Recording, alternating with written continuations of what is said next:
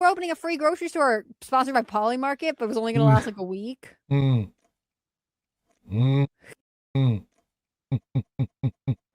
No, that was something that happened.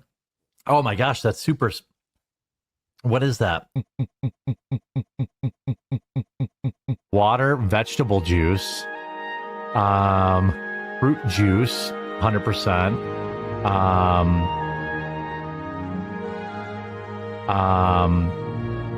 Black tea, green tea, natural flavors, vitamin C. It seems like a much better alternative if you have to drink. I have to drink. I do like V8 and like a Bloody Mary, but no. Oh my gosh, that happened. But it's non-GMO, gluten-free, no artificial colors, no sugar added.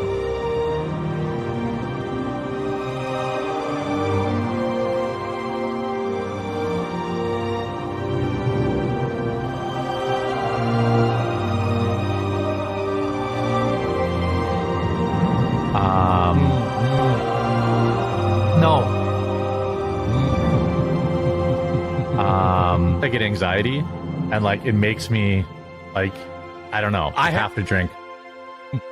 Damn, they're so good. Having even more anxiety because so I have to be careful. I have to be careful with. It definitely helps. Having even more.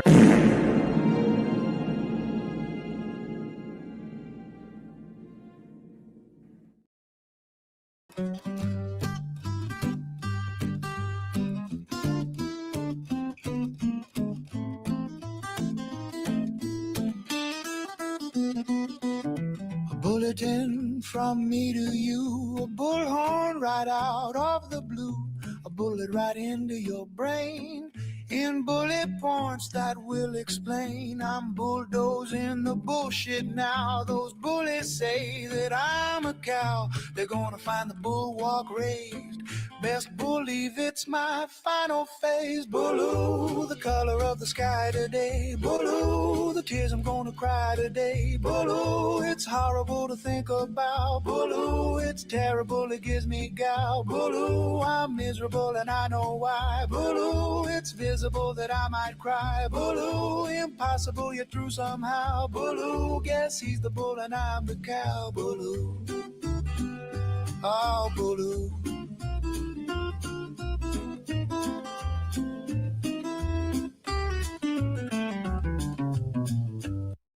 Curses! Felt it again! Really is. It's such a good song. Casino! All right, that is all right. Maybe the camera's a little bit jerky today. I don't know. Is it, chat? Let me know. It looks bad on my preview, but it's fine because it's a massive, massive day for the unemployed. As more flags from the quartering, Frogan lost her lawsuit. Destiny banned / unbanned again. Also, I got this other guy. There's this crazy rapper / live streamer who just got a $17 million judgment. And I think like Luther Morgan stopped buying 4K drones via webcam. Look, if we hit the goal today, I'll go out and buy a webcam. How's that? Because I am actually going into City after this. Depending how long the stream goes, we'll have to see. But hit that like button if you'd be so kind. And by the way, apparently it's World Bee Day. I may have missed this by a day or so, but send out those bees. Let them know. Stand up, be heard. Based bee bros. All right. We also, while we're on the stream, I got this DM to me, the Don Flurgandy clip. This is really funny. We'll warm up the stream with this, shall we? While I check that everything's working and I see all those bees in the chat. He sent me this like last stream, but I didn't have time to preview it to make sure there was nothing sneaky in here. But it is very, very funny. So we'll check this out as well. Then we'll get into the quartering stuff. Good morning, everybody. Happy. I can see here we're gonna EFAP this, okay? We're gonna make it transformative, although I don't think he minds us playing it. It's the FPS. Did you fix the computer fans? I don't think so. The computer might just burst into flames while we're streaming. Trent Johnson gifted $10. He says for the webcam fund. We've also got SP Spellers with a test. Apparently, the YouTube gold meter doesn't work at the moment? Question mark. So apparently if you send a chat, the goal stays at 0. So I guess the only thing you can do is send money to see if the goal counter goes up. Who knows? But over on Kick, Murder Kitty just subscribed, and Ablasius gifted a sub. Thank you very much. Thank you very, very much. All right, let's continue. Friday the 15th. This, I thought it was Memorial Day, but I guess that's next week. I wanted to say how much I enjoy these morning shows. I suffer from severe PTSD, and I find listening to your calm voice and drinking some coffee really helps me, calms me right the fuck down. Gordon can't even realize the troll chat. The trolls are getting so advanced at this point, you can't even, they're indistinguishable from the regular audience. Secret Seeker gifted 10 subs. Big support for the webcam goal today. Reading the article explains the article. It's learning. Hey, we can, yeah, we'll just give you a pill to kill your baby through the mail. Huh? Question mark? Is he browsing the hub right now? What's going on here? No big deal. I generally believe aliens exist. I would also believe that if they could be interdimensional, what is Alex's term? Interdimensional goblins? Is that what Melanie Mack is? Is she an interdimensional goblin? By the way, there was a really funny thing that happened where Jeremy was talking about this, and Melanie Mack's just like, no, that's just not true, Jeremy. Just shut the fuck up. By the way, we have Mannequin with 2,000 kicks. He says, for the webcam, let's go bees, etc. It's a bee-based economy, chat. The more bees in the chat, the more kick pays me. It's incredible. Great system. Love it. Vampire zombie goblins or something like that. This one is what? You know, I heard a conspiracy theory the other day that the welcome mat was invented by vampires. Because then, you know, vampires can't enter a house unless you invite them in. But if they see that welcome mat, then it's this crazy loophole that allows them to devour as many people as they want. Wild. I mean, it almost looks fake. This looks like some camera issue. This, to me, like this one. He's so fucking stupid. So this is a recreation, obviously. It's like the ship from the CGI is like worse than my CGI, apparently. Or my frame rate, as I should say. This is like the ship from Mac and Me. Have you ever seen that movie? That's a fantastic movie, by the way. Maybe it was. I don't know. It was a kid when I watched it, and I liked it. So this is a recreation. It actually even says that in the article, and he's just like, I don't know, guys. Grok, is this true? By the way, Tracker Rob with our $20 says, well, howdy, me. Well, how's it going? Very basic. That they released, it just looks like there's an image with a problem with the film. This is Mongoloid style news, not tabloid. I'm not quite sure what Mongoloid style news is. I got to be careful because I live in Asia. Great Waro, I haven't been recommended your videos on YouTube in 2 weeks. I typed in your channel name, none of your videos came up. Are you not using YouTube anymore? Yes, I am. It's just, I don't know. YouTube has me in the gulag, which is fine. Nice.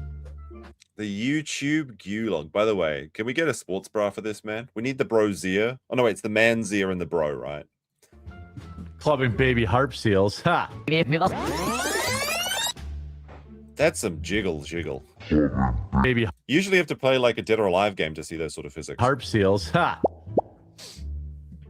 There's a 0% chance that there's a 0% chance that I'm not getting out of there without buying popcorn and like pretzels with cheese. You know, morning shows. I think this is from I'm not sure where all these clips are from, but I believe that this is the one where he's talking about he can't go to the movies without spending $50 because he's just such a he's so consumer brained that he just has to buy everything. It is possible to sneak candy into the theater. I don't know if you know this, guys. I think my entire childhood is based around sneaking candy into the movie theater. For some reason, Jeremy just has to buy the $50 pretzel with cheese or something. Pretty good, but you need to work on making your voice sound less gay. A dead stream, it's called. That's the sort of advice that I get in my streams all the time. Ironically, a pretty good name for a video streaming website. What do you guys got going on this weekend? And this is the brave mom here. Imagine yourself sitting at graduation, and a moment of silence is called to attention. I'm so sorry. Me so sorry. Is this the Mongoloid news? Can you take off the hat? Yes. Then do I it. can. I used to think everyone else had that same thing. That's actual friendship, you know, not internet friendship, where people will say, yeah, oh, we're friends, ride or die. Oh, I can make $40 in super chats. Never mind. Like, here's the thing with like internet friendships. They're not as real. Like, they're not. Well, that's not true. I'm not going to say that. I think there are some very strong internet friendships, but there's a difference between an internet friendship and a real friendship. But internet friends can become real friends, as I'm well aware of. But this idea that you just backstab people for like $40 is like stupid, because like ride or die, it's not necessarily a good thing if a person's doing something bad. Like if Jeremy if Melanie Mac came to Jeremy and said, look, I've just murdered 20 babies for my satanic ritual. And Jeremy was like, well, I'll stick with you because you're my friend. That's some bullshit reasons, right? There's no virtue in sticking by an immoral person, in my opinion, anyway. I've never needed your support more. I know it's not a great time to be asking because it's summer and everything's friggin' expensive. What? This is the funny thing with Jeremy as well, as like the different copes he goes through. Well, the YouTube's got me in the gulag. Oh, it's summer. Nobody's got money in summer. Nobody's got money in autumn because it's Thanksgiving. Nobody's got money in winter because it's Christmas. Nobody's got money in spring. The year just begun. When do people have money, Jeremy?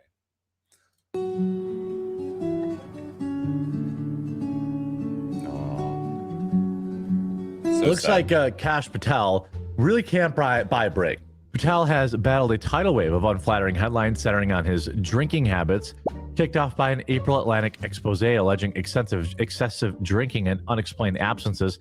Somebody said, oh, he drinks a lot. Well, what is a lot? I still drink, but I'm all. I mean, for Jeremy, sure, what is a lot? I mean, he's going through tumblers full of rum during his live stream, so... Oh, it's such a Bill Clinton thing. Also say that, you know, once you get into the 2-day hangover phase, Oh God. I don't know if anyone can tell. Today I'm a little tired, but like I feel like my energy's been better on stream. I don't. By the way, I'm not going to show them, but people did find like these yearbook photos or like news articles from like Jeremy when he was like a wee boy. And even when he was like 10, he had the bags under his eyes. Has this man ever had a night's sleep? Like, for real? I feel like, you know, I just feel like, you know, the vibes are better. I know Vibe every check. time I share anything personal, the internet weaponizes it against me. My anxiety, it was a lifestyle thing. What? Increasing my sleep, increasing my physical activity, decreasing alcohol. I know people online will I mean, like, these are all like good advice if Jeremy was actually following it. be like, I don't care. It doesn't bother me that, you know, anonymous people might make fun of me for trying to better my mental health. Like, wow, take a pill. Bloop, bloop. Now I can keep going. By the way, speaking of taking pills, I guess I'll just show it right now. Or maybe it comes up in this edit. If we go into the quartering folder, because this was like a no... I have the no sound edit. If you see right here, so it's not muted, there's just no sound chat, okay? Don't at me. He's just fully popping Zanny berries live on stream. He doesn't even care. And washing it down. It's a sugary drink. Pathetic. Pia Tier Tax, a huge shout out to this video sponsor. Hey there, I've got something for you. Actually, make that too. These aren't just nice to have. They're the kind of gear you don't think about until the moment you wish you really had it. But a roll of stamps. What was that an ad for? I think this was an ad for like telescopes, like hunting rifle scopes. And it's like, why don't you have two? As if it's like, what if we stick two rifle scopes together and make a pair of binoculars, is what I'm going to call these. Like, what is this idea? I mean, I guess two is better than one, but like, most people, when they go out and buy a scope, those are pretty fucking expensive. Usually just get one, like a nice one, right? You don't think about until the moment you wish you really had it. But a roll of stamps is almost $100. Huh? The community's great. There was like I've missed some content because I wasn't here on Wednesday, which is on my Wednesday would have been your like Tuesday. I missed like a day's stream, so I'm kind of catching up and doing all the other things. Apparently, there's this whole stamp seed session where he's talking about how stamps are too expensive, which makes no fucking sense because stamps are like less than $1. I think they went up like 3 cents. I guess when his profit margins are that bad on Coffee Brand Coffee, it makes a big difference though. For the 10 packages he has to send out. There's lots of people there. I know that a lot of people have been getting muted lately because of kind of brigading, like a mode to, sign up and support the show outside of any of these other platforms, because you never really know. Again, I'm no Ben Shapiro fan, but I am a fan of the truth. Huh? Turn that shit off. Oh no, the boomers, they figured out how to turn off the smart TV. That's from Don Flurgandy on Twitter, Channel 404 News. Very funny guy. And I look forward to seeing some more. So let's get into it, shall we?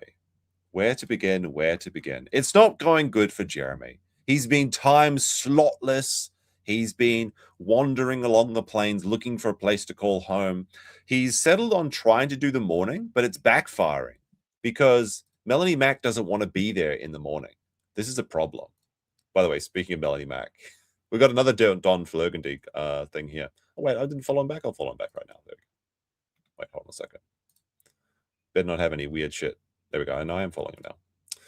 All right, let me see. Quartering when you unironically ban chatters for saying smash the like button. It's so overdue. Shut it down. Maybe not even. All right, so we got the clip here. Let's have a quick look. Maybe not even. So Comic Novice, smash that like button. Maybe just take off Sunday. Message was removed by a moderator. What were they trying to ban? Because like sometimes it's hard to pick chats because like if you have a stream that's moving, like if I say smash those bees, it's very hard to pick a comment that I actually want because there's so many bees flying by that I can't fucking see anything. It's like very difficult to actually pick them up. Sometimes you like misclick something. So I'm like wondering who are they trying to ban? Like, I'm kind of curious here. Was this a mistake or is this a moderator that was that's gone rogue? Are they actually banning like the unironic fans now? It may be because Jeremy was like coping and seething about his dislike ratios on Rumble, which absolutely make a difference. And apparently some insiders from Rumble have actually said this as well to a few people in the sector of covering Jeremy. That Jeremy's being delisted in the algorithm on Rumble, which has no real algorithm to speak of, because people are disliking so much of his content. He's actually crashing out about it behind the scenes. Like co-host hype, it couldn't be that one. Good afternoon, everyone. Dang, that's sad. Like, I'm kind of curious. There's like this Brad Cool Unlimited guy. I don't know what is the Brad Cool meme? Somebody has to explain this to me. But people have been talking about this Brad Cool guy. I don't know who it is. I'm like completely spaced out on what that guy is. But apparently he didn't get banned for saying that. Yeah. Maybe just, Or did he? I don't know. Even. Maybe. I don't know. We'll have to find out later. Mel sounds like a sound belder. She's Tiger. What are you talking about? All right. So it's not going well. Melanie Mac is very upset because she now has to wake up at like 4 a.m. to put on her cake face because Jeremy decided that he's going to go to the morning. He's going to be a morning streamer. It's the meme morning stream, but for Jeremy. You can see here, this $1. Jez Limp Thistle Dick says, I miss you, Hannah Claire. HCB bros, she's gone. She's not coming back. She's not coming back. But Melanie Mac won't be able to even attend some of these streams because it's too early for her. She didn't sign up for this. She signed up for $500 a show 2 times, 3 times a week for free. Just sit there and say, I'm Tiger, and then just collect her paychecks. But now she has to get up at a real time. Like, she's not going to go get a fucking real job. And Jeremy's like, he's missing streams as well. I think he missed his stream entirely this morning because it was too early for him to get up. How embarrassing. How very embarrassing. We got a couple fun ones here. This is massive. Is it massive, chat? I mean, it's a massive. If you're an EFAP fan, then you know what that means. Only subscribers and members can comment. This is the new normal. And you see he's only got 100 comments. Oh, how sad on his video. How many of them are oranges, though? We'll never know. We'll never know. Now, over like the last couple of days, you may have noticed that the Kino Cathedral, which is PPP's YouTube channel, where they usually put the post, well, not the post, the hype videos. What do you want to call them? The announcement videos. It's where they do that. Whoa, buddy, we got 20 minutes intro to the show today. It has been removed from a violation of community guidelines. Interesting. And PPP posted about this. Oh my goodness, why is Google Drive being so weird these days? There we go. There we go. Now I can actually zoom in on the thing I want. PPP posting. Well, Quartering has now succeeded in flagging down the Kino Cathedral channel for cyberbullying.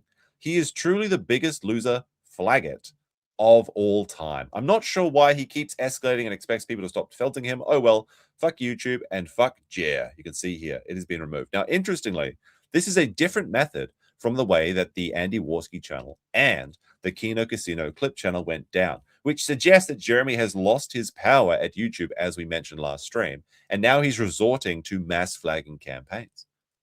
So who is doing this for Jeremy? Because there are a few dented zealots out there that are still supporting Jeremy on this.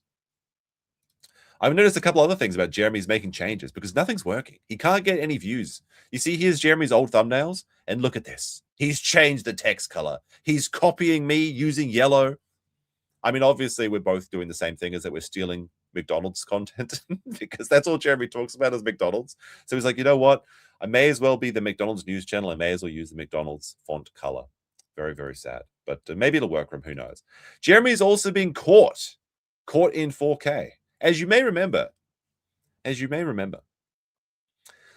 he tried to say that he was quitting Twitter. And the funniest thing about that is he's mainly using the Tailgates for Trump Twitter account.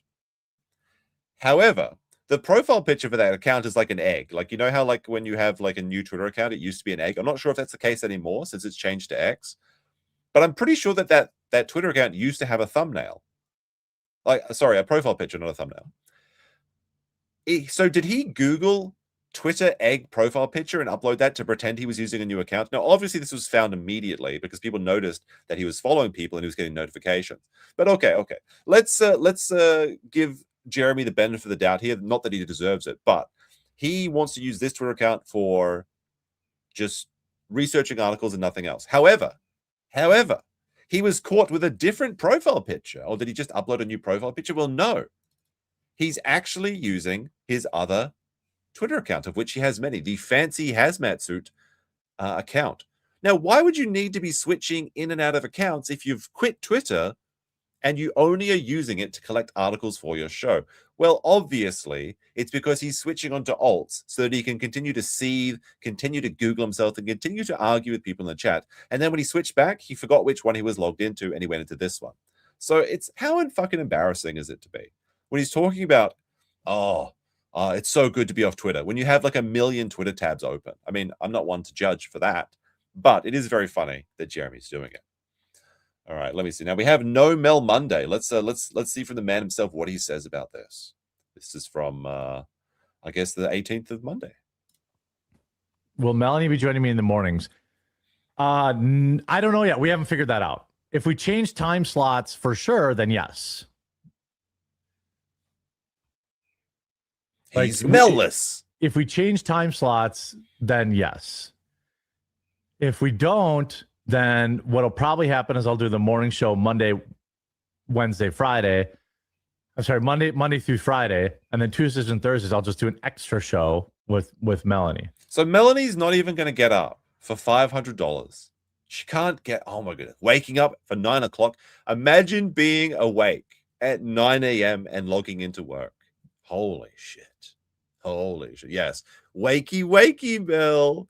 But Jeremy, of course, as the the ultimate simp on YouTube, he will acquiesce to her demands. He's the boss.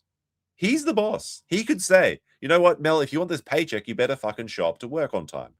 But no, he's like, well, Melanie Mac refuses to get up and do her makeup by 9 a.m.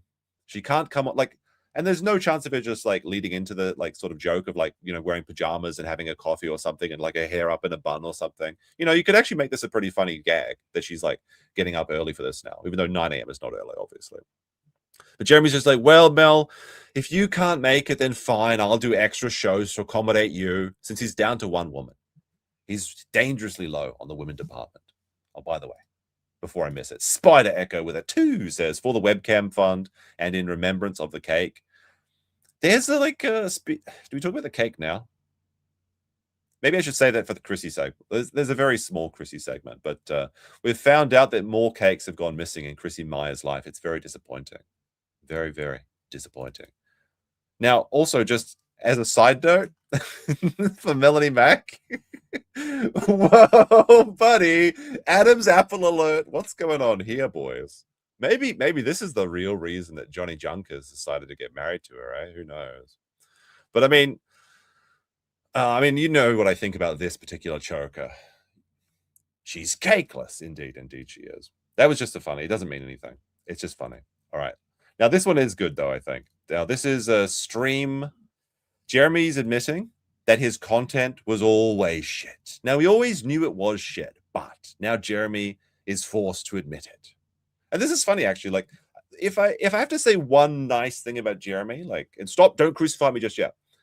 He has shown some self-reflection that is very rare for a lolcow. He's actually admitted that he's making mistakes, and that's why people aren't watching. Most of them cope and seethe and talk about the shadow ban, the YouTube gulag, and he's still doing that. However, he has said, well, actually, I guess I never had 10,000 live viewers. It was just the Rumble front page. And now he's realizing that his content is just dog shit. Anybody who watches like my VODs, anybody who watches this show in the morning, the content's way better. Well, first of all, it's not. Jeremy has this idea that's like, it's fresher news. Oh, the news is so fresh. Because nobody wants to hear the news at the end of the day, despite the fact that like the 6 o'clock news is like the biggest thing grift in the news game the entire time.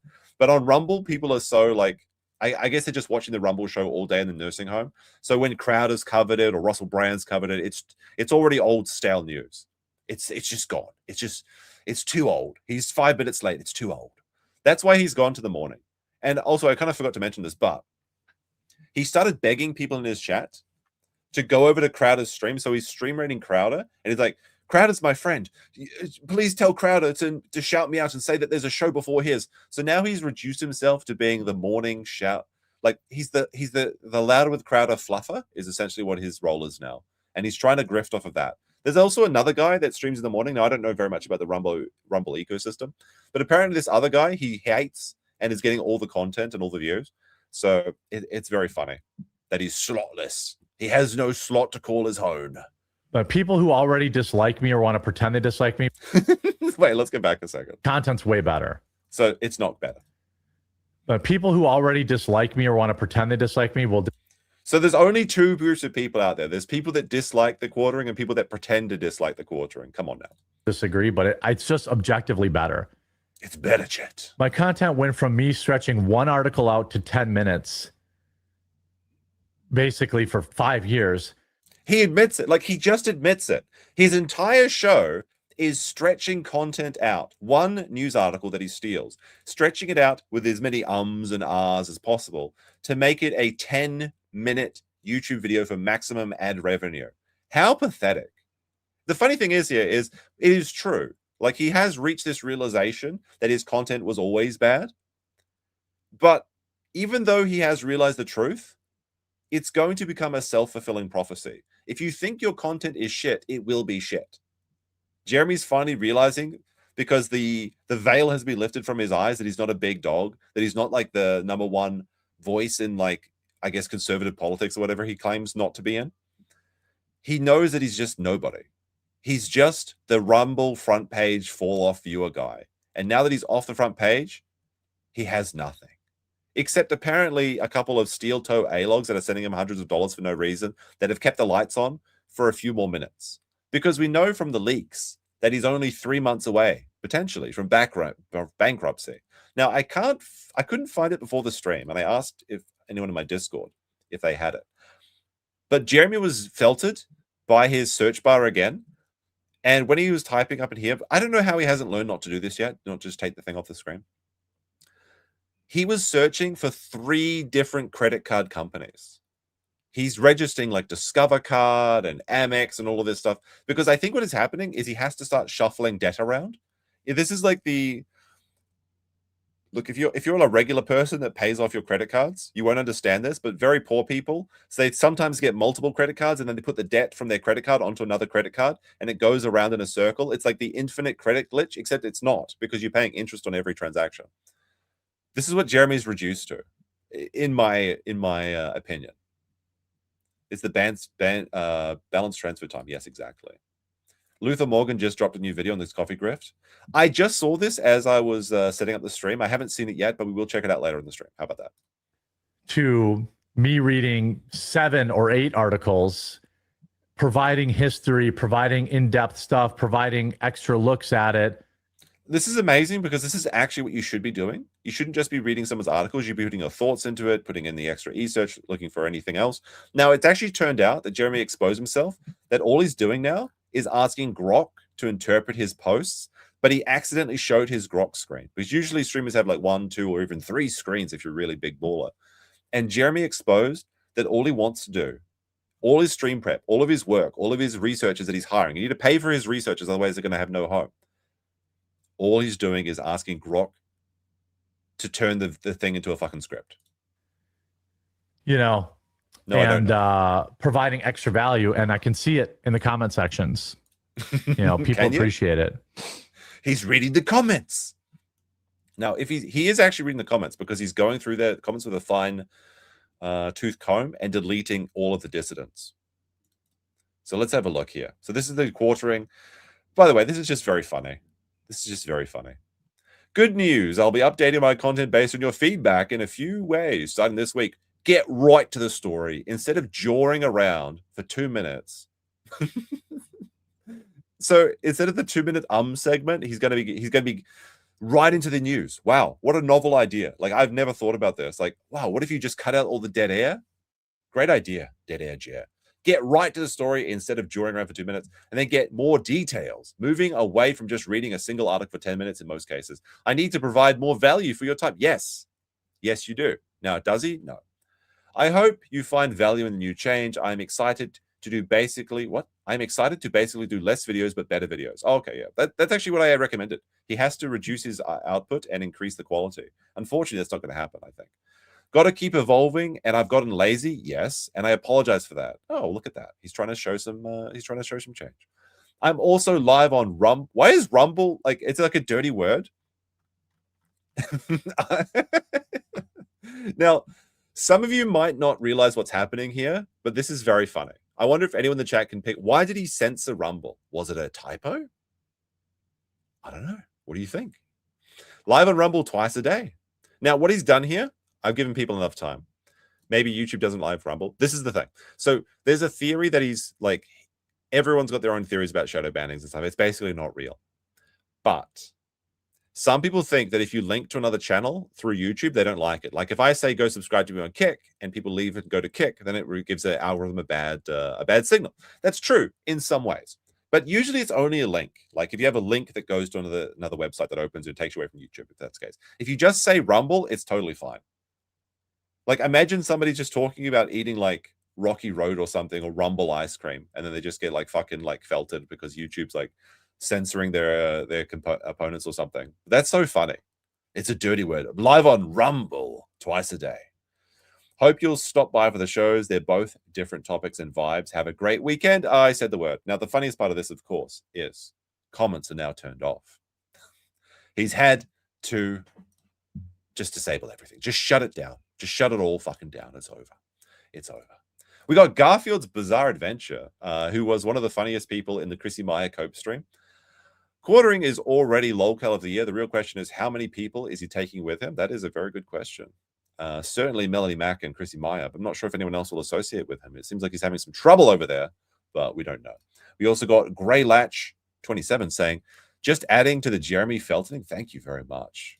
Thank you very much. And Mannequin gifted 10 subs to the webcam fund so that I'm not felted every fucking day. Thank you very much. Wow, big support for this show over on Kick. Of course, you can watch on both. We're multi-streaming, and usually there's a post show on Kick. We'll see what we do today. I'm not sure. I do have some stuff to do later in the day, though. All right, now let's have a look. This is the deep dive. I started doing a little deeper dive into this. All right, ready for your deep dive? Here's a little bit of a melty by Kamala. And I raise Democrats are demanding change. We talk about what we need to do and think about doing around the Electoral College. We talk about the idea of Supreme Court reform, which includes can you taste the difference? The Supreme Court. You mean packing the Supreme Court? Reform the Supreme Court. Are you looking to expand it, or? We need dramatic electoral reform. We need dramatic campaign finance reform. We need dramatic judicial reform. They're blaming the Supreme Court after it declined to reinstate Virginia's voter-approved congressional map that was struck. Literally just reading his fucking tweets. Down on state constitutional grounds, essentially cry more. That's exactly what the tweet says. Your deeper dive, sir. It literally, essentially, that's the only word that he added. Essentially, cry more. Cry more. Also, in this, by the way, also, well, let's stick to the. And again, like, it's just the Twitter trending tab. Louisiana GOP Senator Cassidy loses primary. Trump backed. Let low leads. Oh my goodness. Redistrict. Well, let's meander to. No, let's stay on the redistricting. Huh? What did he say? I think he's trying to say stay on the redistricting because of the gerrymandering issue. Well, let's meander to. No, let's stay on the redistricting. Evening, genitals. The Louisiana Senate has passed now the redrawn map, which will eliminate one Democrat seat in the United States. I like this guy in the quartering chat knows nothing about the topic. Isn't that U.S. House for 2026 midterms? I call the Democrats because they are dumb in so many ways.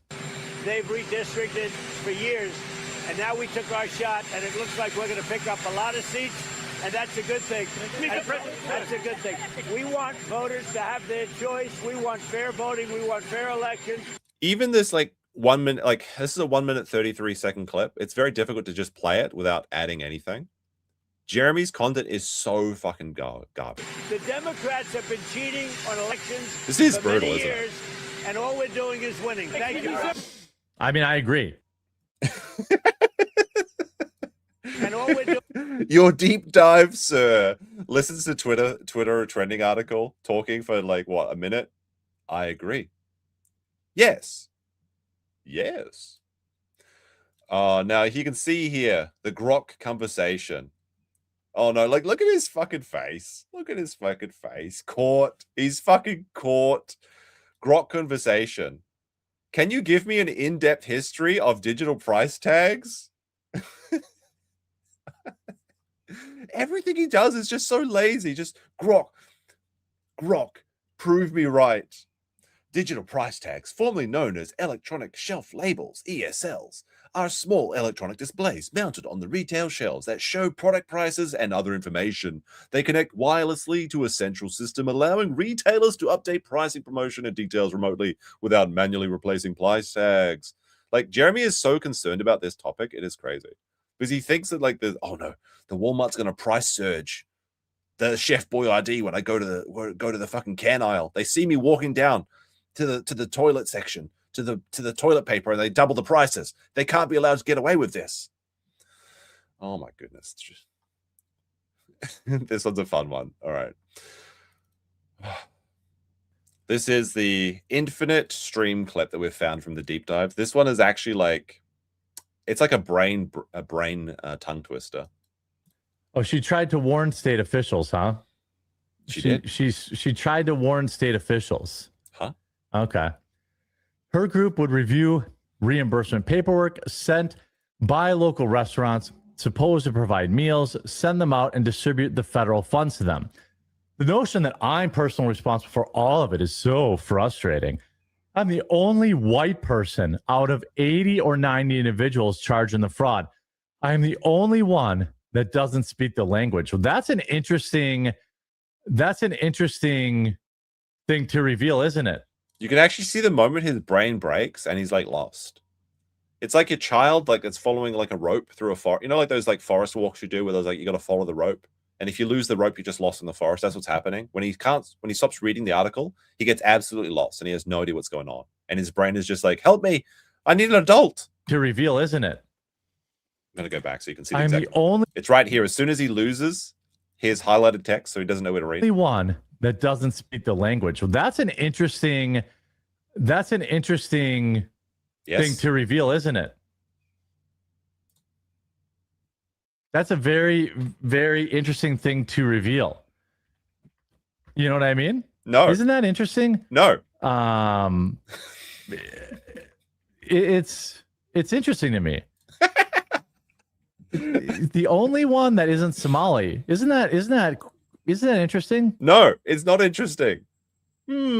Strange. Now, I mean, like, here's the thing is all streamers will do this, but Jeremy's not really a streamer. He's had 3 years to figure it out. He can't figure it out.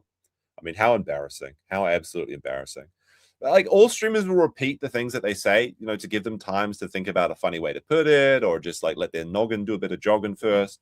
But you gotta switch it up, you know. You gotta change it a little bit. You gotta make it more interesting. Otherwise, you're saying the same thing over and over and over, like Jeremy.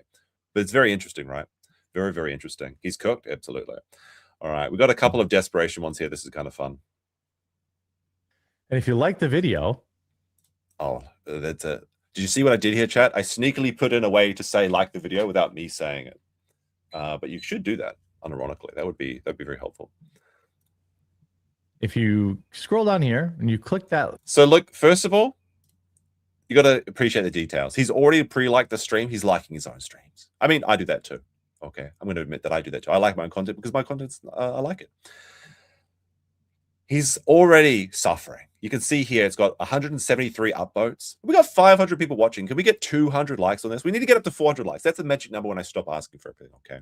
If you're on YouTube, then hit that like. If you're over on Kick, then jump back onto YouTube and hit the like button and leave the tab open or something, you know, just so YouTube knows, okay? But he's already got 185 downvotes. It's the rising tide of downvotes, and he has to keep fighting it. And it's so funny because every time he does this, it keeps rising higher because he's just reminding the people that are watching Jeremy in the raw Jer live chat that they can go over there and dislike it. And this absolutely does affect him. Like, if you want to dislike my stream on YouTube, that's perfectly fine because YouTube doesn't actually count them either way. Like one like and one downvote is exactly the same on YouTube. Now, this does not carry over to Rumble because Rumble's comments get suppressed if they get downvoted. Rumble streams get suppressed if they get downvoted. And that's what's happening to Jeremy. That's why he can't find a slot. This little like button. By the way, as soon as you have to like look at this really closely. Like, sorry, I can't zoom it in. So it's currently at 185. As soon as he mentions it, it goes up 10 dislikes. If you scroll down here and you click this little like. So it's right. As soon as he hits the button, it goes up to 191. So he's like, we're only 10 likes away. We could felt the trolls. Just hit the like button. And then instantly another 10 dislikes. Like button right here. It'll make a troll really sad. It makes them so sad when you do that. So, you know, feel free to do that. Yeah, I think that's a good thing to do. Making them mad. Yeah. Yeah. You know what? If you like the stream, it makes the trolls mad. Yeah, I think they're really upset.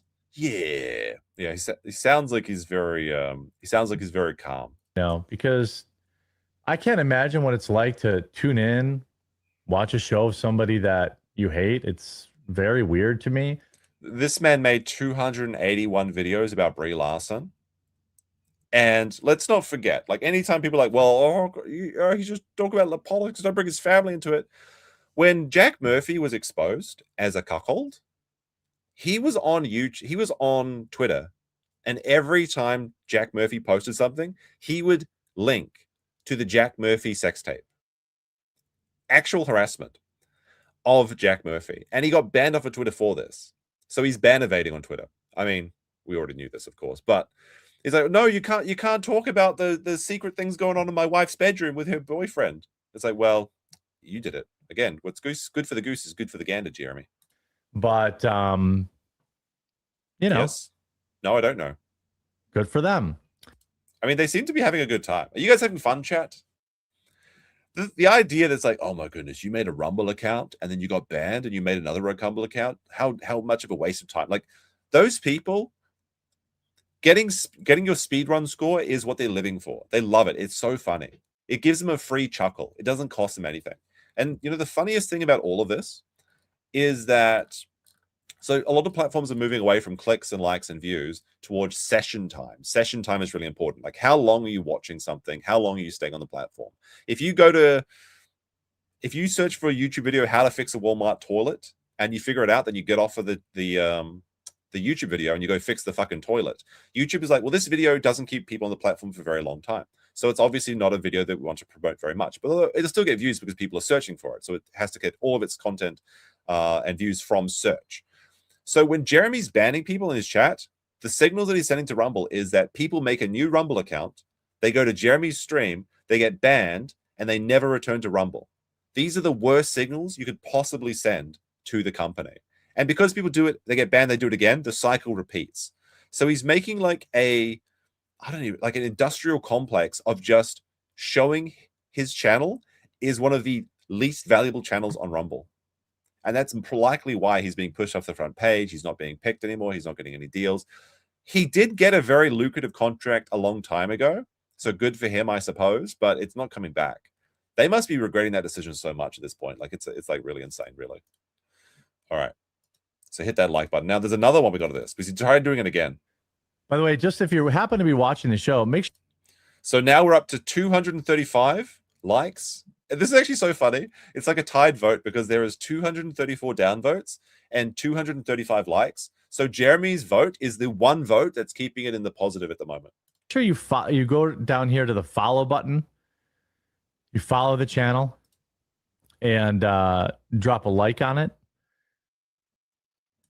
And also, if you ever want to support the show, why would you do that?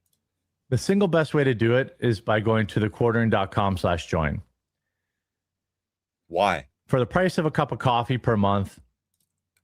People aren't even buying his coffee. And he expects them to stop buying that one cup of coffee that he's begging them to buy as well, to go over and join the Rumble or the special deal over on thequartering.com. Members only videos, liar. Private Discord access, and maybe this is true, but there's nothing happening in the Discord. Early stream, like, what does he mean early stream access? That's not possible, Jeremy. You can't have a live stream and have early live access because then the people watching it aren't watching a live stream, they're watching a replay. What does the stream go live for 30 minutes and you can't? No, it's not. It doesn't work that. This is the most insane thing, early stream access. Like, could somebody actually decode this? What did Jeremy think this meant? Early stream access?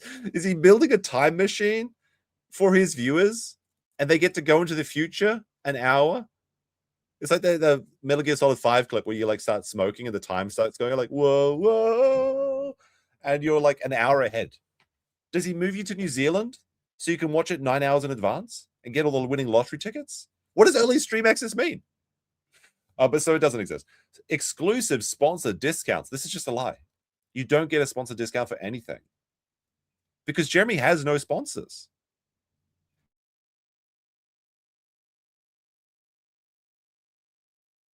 Coffee with the mushroom blend. Maybe he needs some of that. Maybe he's had too much. I don't know.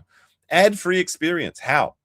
There is no ad-free experience because the ads are inside the room with Jeremy. He does an ad every single stream. Speaking of which, if you could go over to the Dragon's Treasure and buy some tea using code COPE, a haven for anime and tea lovers, so popular that some guy just bought all of the apple cider vinegar tea. It might be back in stock, I'm not sure. But you better go over to thedragonstreasure.com using code COPE to find out.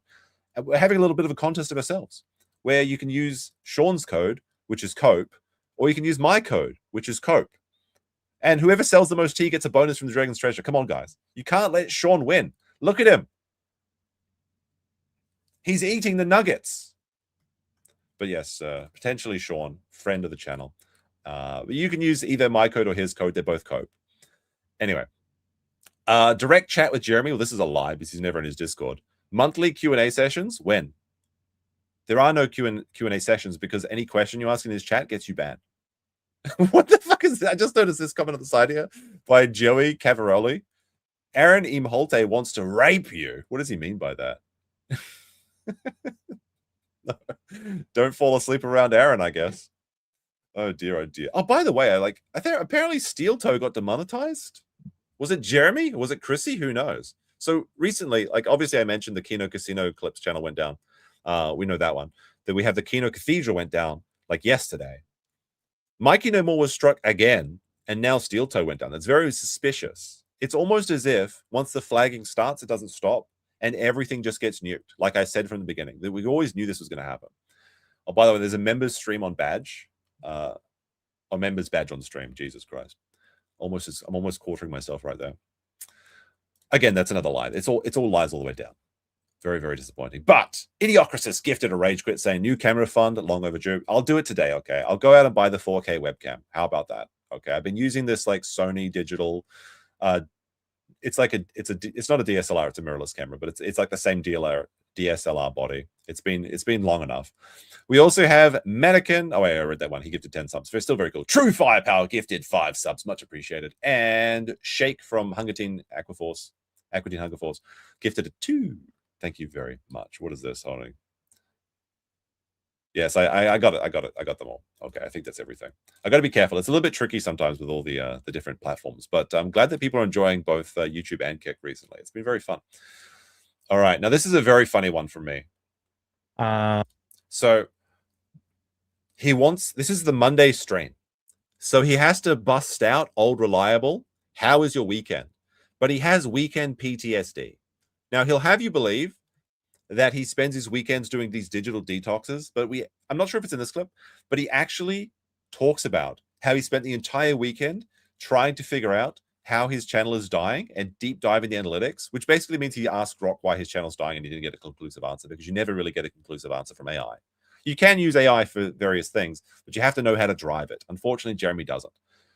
So he's going to try and ask, how was your weekend? But he stops himself because he knows that people are going to make fun of him in his chat. And the funniest thing is, if you answer how your weekend was, you get banned because they think the mods think it's a troll one as well.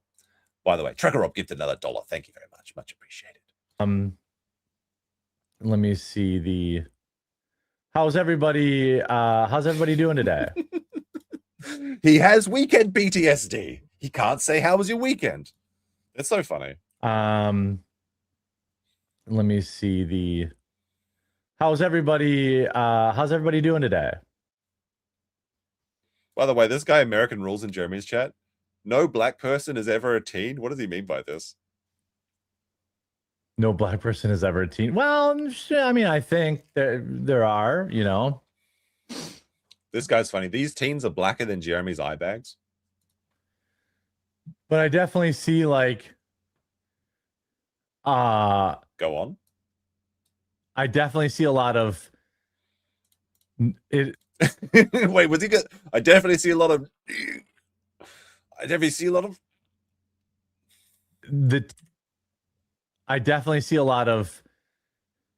Wait, he was gonna drop it. He's on Rumble, he can do it now. Was he gonna all right, do you think that Jeremy was trying to drop an N-bomb right there? If you think yes, press 1. If you think no, oh wait, no. If you think no, press 1. If you think yes, press 2 or B. Okay. He absolutely wanted to drop a hard R right there. This is the one thing that Jeremy could do to perhaps redeem himself, though, too. He's so pussyfooting around everything. Like, he's always like, oh, I'm feeling the fatigue. Even though he's like the most Indian-coded, like, Walmart looter person you can imagine. Definitely see a lot of the teen takeovers where I live are not very diverse. I put it the teen takeovers. Is it the Aqua Teen Hunger Force? Who knows? That way. I didn't notice that. He absolutely was about to drop it and stopped himself. Can I do it? Like one of Jeremy's actual unironic strengths is that when he's drunk, he doesn't drop like hard language, which would get him demonetized. Like he's so coded in keeping everything monetized on YouTube, because that's the only thing that matters, is that he actually has this like built-in fail safe that allows him to not drop hard R's when he's drunk like the rest of us. That way. Like in the morning slot. Well, that's good to know.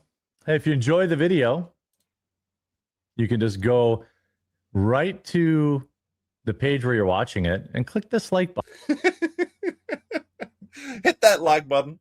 So he has 74 upvotes and 82 down. Like the down votes are always like 10 ahead. It's so funny, except for that one time where Jeremy was the deciding vote. But every time he mentions it, they just reminded that they can hit the down vote and it goes like out of his favor again. Button. I don't know if it actually helps our. He refreshes it, and now it's okay. He's 2 up at the moment. It's a battlefield. Like they're losing people over there. It's currently on this one now. It's 121 to 19 rankings in terms of where Rumble ranks the live streams, but so it does make a difference. I know Rumble. I don't know if it actually helps our rankings in terms of Rumble insiders have said this is true. Where Rumble ranks the live streams, but I know Rumble puts like a top liked live streams up, so that's always good. I bought some scratch tickets and came out. They were all duds. Well, you know what? It's always the next one. Just one more stream, Jeremy. Just one more stream. The $100 steel toe gifters are going to come back. Just one more scratchy. Just got to keep gambling. I mean, that's the only way to lose, right? If you stop. We got Bullet in My Beard for €6, saying the quartering thumbnails look like YouTube recommended a midlife crisis. It's true. Very, very true. It's always it's the next one.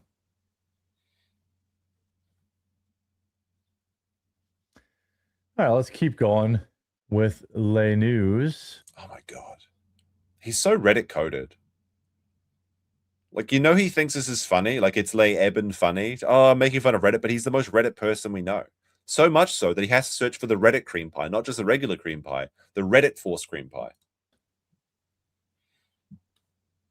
Dooby-dooby-doo. Dead air. Has anyone got their Jeremy bingo ready? This is like, okay, holy shit. Let's see. I'll show you this in a second. I don't have my Jeremy bingo set up today. We'll have to. I think if we do cover Jeremy again, because like dooby-dooby-doo, it is slowing down. Yeah. Except for these flags this week, but we'll have to do the Jeremy bingo sometime. Always trying to, you know, the morning show is a work in progress. Today we made it on time, which is good. You made it to work at 9 a.m. Congratulations. Now, of course, I was 6 minutes late to my stream today, but this isn't my job. But it looks like an hour is... I like this chat. Broken, Buck Broken Cuck. His message was removed. Holy shit, that was a fast removal. Buck Broken Cuck says brain rebooting, and it was immediately vaporized. It's in the bottom. Like, it didn't even make it above the first thing. See here? It's the first message. It's deleted before a secondary message can come in. Can we get some Fs in the chat for Buck Broken Cuck? An hour ahead of the show is still not enough. I need like an hour and 15 minutes. Sometimes I think it's an audio bug, but it's actually just dead air Jer. You never know. Like, this is actually true. There's been a few times in this stream, or not this stream, but like these streams, where I unpause the clip and I think my internet is frozen. So if I'm saying like hello, it's because I think the computer's not working, and I'm trying to shock it into remembering that it's supposed to be working. It's just because Jeremy's got so much. There's so much dead air. So I can get all like the segment areas done. What does that mean? Wait. So I don't know if you. I think it's this one, right? So I should have started with this, but if you want to screenshot this right now, the quartering bingo card. This is very funny. I think there's one of these squares is 30 seconds of dead air. Let me see. Yeah, dead air GR is right here. So if you're playing bingo, cross this one right off. Let's actually have a look for a second. Looks rough. We've already got that one. Ask chat or co-host if anything going on. They got that one. Self-felt, that's that one. Tries to own the meme, got that one. If he mentions poo, we've got a bingo already. That's all we need for him to mention poo in this stream. Some of these are very funny though. We've got a lot of other ones there as well, but that's just when the first one looked. Now where was I? Was this one? Weekend PTSD? It was Weekend PTSD we were on, right? 15 minutes. Yeah, it was. It was. All right. So now we get into a very funny thing. Jeremy is not doing so good in the coffee grift, as we know, and we're going to learn today because apparently there is updates in the Luther Morgan case. But he has to remind people that his coffee company does in fact exist. By the way, I'm just looking at his dislike. Like, he's still 2 likes ahead. It's so neck and neck. Like, if you want an unironic drinking game that won't, I mean, it's going to eventually kill you, but this might be fun, is every time the likes are ahead of the dislikes, take a shot. Because it is pretty close. The new Luther Morgan video was so good. Really interesting. I'm looking forward to it. We'll get to it eventually. And if you bought some Kona, come back and leave a review. Now, there's a little something that people noticed here. So he's pleading with the chat to buy his coffee. Just buy the coffee, chat. It's going to happen. But you can see here, purchased other variations 8 times. Now, some people are saying that you need to buy a product a certain amount of times to actually leave the reviews, because obviously the reviews are getting slammed after the Luther Morgan videos are coming out. So Jeremy's buying his own coffee. Now, why would you have to buy your own coffee if you have a warehouse full of coffee? Doesn't make a lot of sense unless all of the coffee was never in your factory. It was never in your anywhere. And by the way, you should just have your own products lying around for demonstration purposes or handing out to friends and things like that. You know, like when a YouTuber wants to sell you a shirt, they usually have the shirt to say, look at the brilliant cotton of it or something like that. So Jeremy has to buy his own coffee from Amazon.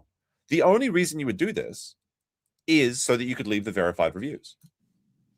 Because we need to get some more reviews on it. And he even just mentions it right there.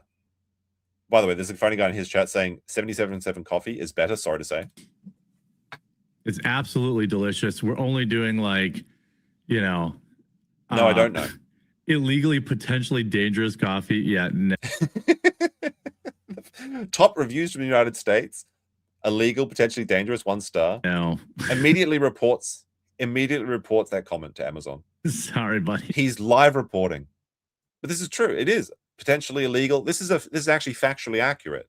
It is mislabeled, which is against FDA regulations, and that is dangerous because if you need to know if there is something in it like corn, like Brittany Venti said that she's allergic to corn and that she drank some of his coffee, the flavoring agents come from corn. A lot of corn is in a lot of products in America, and it is an FDA regulation. You have to include, unless it's pure coffee, which it's not. Now, of course, maybe some of his bags are, but specifically he sells extra caffeinated coffee and flavored coffee, which means he is in violation of this FDA standard and potentially putting people at risk. Somebody could unironically die from drinking coffee brand coffee, which is maybe why you should drink the mold-free coffee, 1775. By the way, the 1775 coffee ad reads are so funny. It's like mold-free coffee. It reminds me of that line from Arrested Development where it's like, a banana stand that won't get you sick and kill you, because it kind of implies that the other ones will. But yeah. All right. Now, if we go into it, we can see here that Hotep reposted Doug Stewart. Scam alert. The quartering pulls open an Amazon webpage for his own Kona blend coffee and accidentally reveals he's purchased it 8 times at full retail. This is likely to leave a verified positive review. That is a violation of Amazon's terms of service, by the way. Dermy Wormy Raid? Really? Is that true? We got the Dermy Wormy bros in the chat. Welcome to the show. Make sure you hit that B button. This is a B-based economy. Every B is, I don't know how much the Bs are actually worth, but the more Bs you spend, the kick does actually give you more money, which is very cool. All right, let's have a look at these Amazon regulations, shall we? Why Amazon prohibits buying your own product. Amazon's detection algorithms are highly sensitive to transactions between seller and their own buyer account or accounts linked to the family, friends, or employees. They view this through the lens of market manipulation for 2 main reasons. Sale rank manipulation. Amazon's algorithm ranks products based on their sales velocity. Buying your own product, even at cost, via a promo code, looks like an attempt to artificially inflate your sale volume and trick the algorithm. Now, Jeremy's a big fan of tricking algorithms, so of course he's for this, into giving you a higher search ranking. Review manipulation risks. Amazon heavily restricts any buying behavior that looks like buying verified product reviews. Even if you have no intention of leaving a review, the transaction itself will flag the automated compliance system. He's not compliant. Oh my goodness. It'd be a shame if something happens to Jeremy's. Now, I'm not suggesting anything, okay? I can't condone any of this, but you got to imagine that with as many angry people out there as there are, and Jeremy's continued flagging behavior and his continued doubling down and not admitting his fault, not apologizing, not doing anything to set things right, that it's a likelihood that's what's going to happen. We got Zombie Licorice with a 10 saying, hi, dude, haven't caught you recently live. Jeremy was born in the soy. His Funko Pop's molded by it. He can run on autopilot without saying suicide or N-bomb. Kind of impressive. It's true. He just goes into a flow state. But the flow state is just the ums and ahs. It doesn't get much better. Trying to see if the activity feed on Kick is a little bit interesting. I want to see something. Never mind. We've got 220 people on Kick, 600 on YouTube. Big support from the show today. All right, let me see. Now, this one is a bit fun as well. The thing is... So Jeremy's tired. This one's called, I'm tired, boss. I'm tired. Again, you guys know I've promised, even though I've recently started to go... By the way, posture check, first of all. Second of all, did he just have a big fucking white stain on his shirt, like right here? Like, what is this? What is this? Hold on a second, chat. We're gonna get this into the crime lab and take a look for ourselves. What the fuck is this? All right. First of all, look at all these tabs. Second of all, what the fuck is happening here?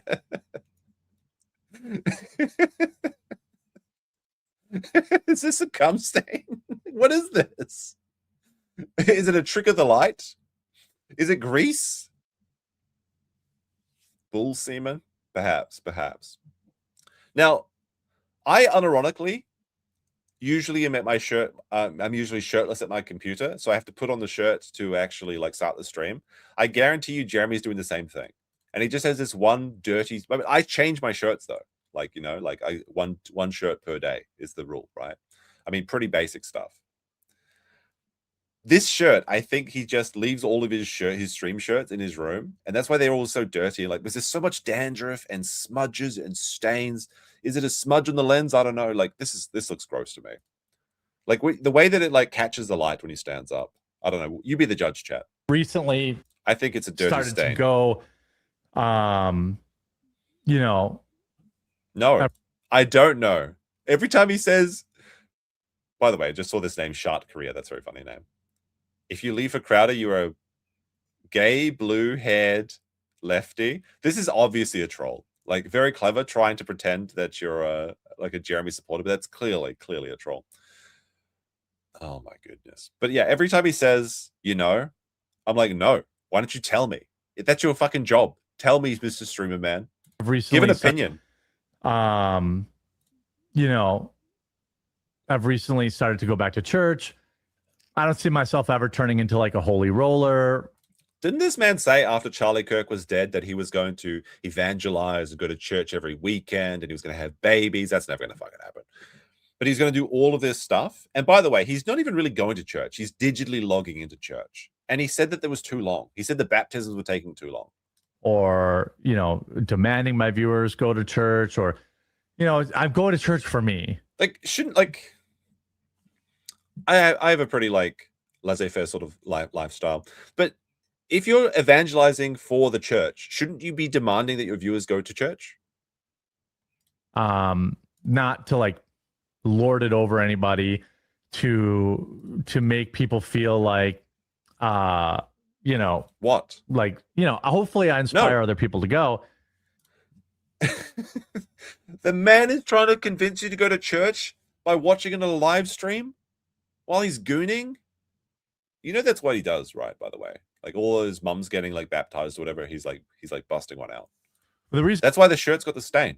It's the same shirt he wore to watch the church live stream. And I'm playing this clip is because he's talking directly to Theo, and I do think that Theo would benefit from going back to church, because I have, how, especially like, how has Jeremy benefited from going to church? Did it improve his career? Did it improve his relationships?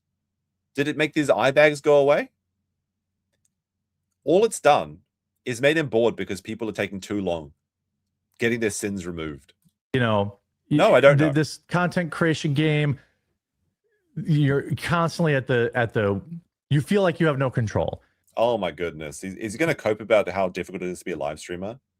Please say it ain't so. Everything is at the expense of the algorithm. Everybody is... Again, just anytime people complain about the algorithm, replace the word with audience. Everything is at the expense of the audience. If you're entertaining the audience, they're going to show up. That's just how it works. Let's go back a bit so you can hear that again with that context. You're constantly at the you feel like you have no control. Everything is at the expense of the algorithm. Everybody is, dealing with their own stuff on top of that, dealing with censorship, it's a very stressful. What do you mean dealing with censorship? You're the one taking people down. The Kino Casino clip channel was on YouTube for years. Well, actually, I think it was on the channel for like 2 years, right? They've been doing that about that until you took them down. You're the censorship. You're the government with the boot on the little man. You're the one taking people down until now. This is why it's so important that people stand up to stop this nonsense from going further. But it's already going further because now you see that like PPP lost his channel, Mikey No More got another strike. He might be on his like second or last strike. I don't know. Go subscribe to Mikey No More on Kick just in case, because honestly, he puts out some fantastic streams. He's also very funny. Whenever I listen to his streams, he's always saying like these things. I'm like, damn it, I wish I had thought about that. And I guess Steel Toe just got demonetized as well, probably for covering Chrissy Mayer. Who knows? What do you mean you're at the mercy of censorship from the platforms? You're the one censoring people, you piece of shit. Stressful job, and it's a top of that, dealing with censorship, it's a very stressful job. And oh my goodness, the YouTube stressful job. Oh my goodness. I get to steal people's content and make $40,000 a month at his pick. Now, he's not making $40,000 a month right now, but he was making $40,000 a month when he leaked his YouTube dashboard years ago. Oh, the hard life of YouTube. Oh my goodness. You got to turn on a webcam. Oh no, the webcam breaks sometimes. I'm losing my mind. Like, you know, people with real jobs, like imagine just like, I mean, there are so many jobs that are important to society, basically all of jobs, essentially. But like, you have people like heart surgeons, engineers, pilots. If they if a pilot has a bad day at work, 100 people die. If a brain surgeon has a bad day at work, he dropped the knife. Suddenly this guy's got like his brain is just gone and his family's crying at you, and you have to like hide the I saw this clip once where there was like a doctor. It's like a clip from a it's very heartfelt honestly. It's a clip from a webcam on a hospital surveillance camera, and he's giving the news to a family that like somebody's passing away. And then like it cuts to the webcam of him in the hallway because he gives the news to them. He walks into the hallway and he just fucking collapses and breaks down crying in the stairwell because he had to tell these people that he did everything that he could and this person's still dead. He had to tell these children that their father's dead. And Jeremy's like, oh my goodness, sometimes the webcam doesn't work. Sometimes people don't hit the fucking like button. And look, what if you're just like on the bottom rung of society? Like you're working 12 hours a day, stocking shelves in a Walmart that you also have to clean shit out of because Jeremy decided that he wanted to go to the bathroom in the back for some reason. That person's getting shit from their boss. They don't get days off. They don't get to like pay chicks $500 a show to hang out with them. And he's just like, oh my goodness, the live stream is so hard. It's so hard. And don't get me wrong, everything has its challenges. Okay. But like, for better or worse, the profession that essentially every child wants to do these days is to become a YouTuber, and for good reason, because it's such an easy gig. It makes so much money. And it's basically, you have the ability to do anything you want. I mean, obviously you have to there's like a little bit of a middle ground where you have to find out something that you enjoy, but also your audience enjoys, you know, but it's not important. So many people want to be in a position that Jeremy is currently wasting. He's taken it for granted and abused the power of the position. Having an audience, he's totally taken advantage of that. And I honestly think that the reason that because I'm convinced that he lost his YouTube rep, or the YouTube rep no longer has the ability to take channels down in the same way, because now they're under the microscope, thanks to the flaked lawsuit in Ireland. So the Kino Casino clip channel going down is almost certainly a mass flagging campaign from his Discord or from like a large group that are coordinated trying to do these things for Jeremy at the directions of Jeremy. What a piece of shit. Also, Mr. Me gifted 1 sub. Thank you very much. We also got a wee wee going past. And Junior Bacon Sneedbirder gifted a sub. Very, very cool. He gifted a sub to Bacon? Chris Bacon? That seems like in trading. What's going on here? But tell me more about how being a YouTuber is hard. And it's a job that dealing with censorship, it's a very stressful job, and it's a job that is on your mind 24/7. Is it brick breaking? Is it construction work? Is it, you know, road construction work? No, obviously. I'm not saying making, you know, sitting on my rear end, making YouTube videos is hard work. But he is, though. He's complaining about it. He's seething about it. You absolutely are complaining about it. Don't, like, stop the cap. What are you doing? Work, but it is draining. And it's like, you know what's draining? What's draining is getting up at 6 a.m., driving for 1 hour, working 12 hours, then driving another fucking hour back so that you can't put enough food on the table that your entire family is still going hungry. That's draining. Getting up, rolling out of bed in your mansion, going down to Twitter and stealing articles, reposting other people's shorts is not draining. What the fuck are you talking about, you lazy, slimy parasite? It's weigh on your soul, especially when a lot of the stuff we cover is like, go on, you know, can be sad or messed up at times. Oh my goodness. Can we get some sad emojis in the chat? It's so sad having to read Twitter. Oh my goodness. And he chooses the content to steal. If you want to talk about happy stories all fucking day, he can. Hashtag so sad. But he knows that he has to do this because the only time people watch him is when he's outrage farming or talking about things that actually get an emotional reaction from people. Like, oh, hit the like button if Charlie Kirk's ghost is smiling on the stream. Hit the like button to save one puppy from Skid Row. What a piece of shit. All right, the fan is actually starting to act up now. Can you hear it, chat? Hold on, I will disable this fan. Opening my new fan control thing. The fan is getting louder, chat. It's I got some WD-40. I got some WD-40 so I can fix it later. Let's just say I think it's fan 3. What could go wrong? Turning off the fan. There we go. It's off. Now everything will be fine. The noise stopped, so that means my computer's fine. I think I've heard that Theo Von is Candace Owens' next door neighbor, so perhaps she's having a negative influence on him. And it'd be at least possible, in my opinion. Over this, okay? If I could just get this would probably fucking work. Like WD-40 just does fucking everything. I actually unironically love WD-40 so much. I mean, that's not like that's such a bold, brave stance. But like my dad fixing stuff with WD-40 and like the smell of WD-40 is a canon memory. Don't be Rama Rama. It's not a Rama Rama thing. It's just it just smells good. Clean the I did clean the PC. Okay, I got the compressed air can right here, and I've got the WD-40 right next to me as well. I'm gonna definitely do it this time. Promise, no lies, no scam this time. All right. Unlike Jeremy, no scam. By the way, this is just a funny one. Look at all this work. Look at this fucking work. Look at these fucking tabs. Oh man, my job is so hard. Do you know I had to open 30 Twitter tabs? Do you know how long it takes to hit the middle mouse button and open a tab? Do you know you can do that, by the way? Like, that changed my life when I learned that the middle mouse button, the scroll wheel, can be pressed down to open a tab. It's so good. It's like that's like a life hack that your grandma will never understand. Like you teach your mom how to do the the special technique, middle mouse button, press open tab, and she'll be like, "Oh my goodness, are you a computer wizard?" There you go. Look at all those fucking tabs.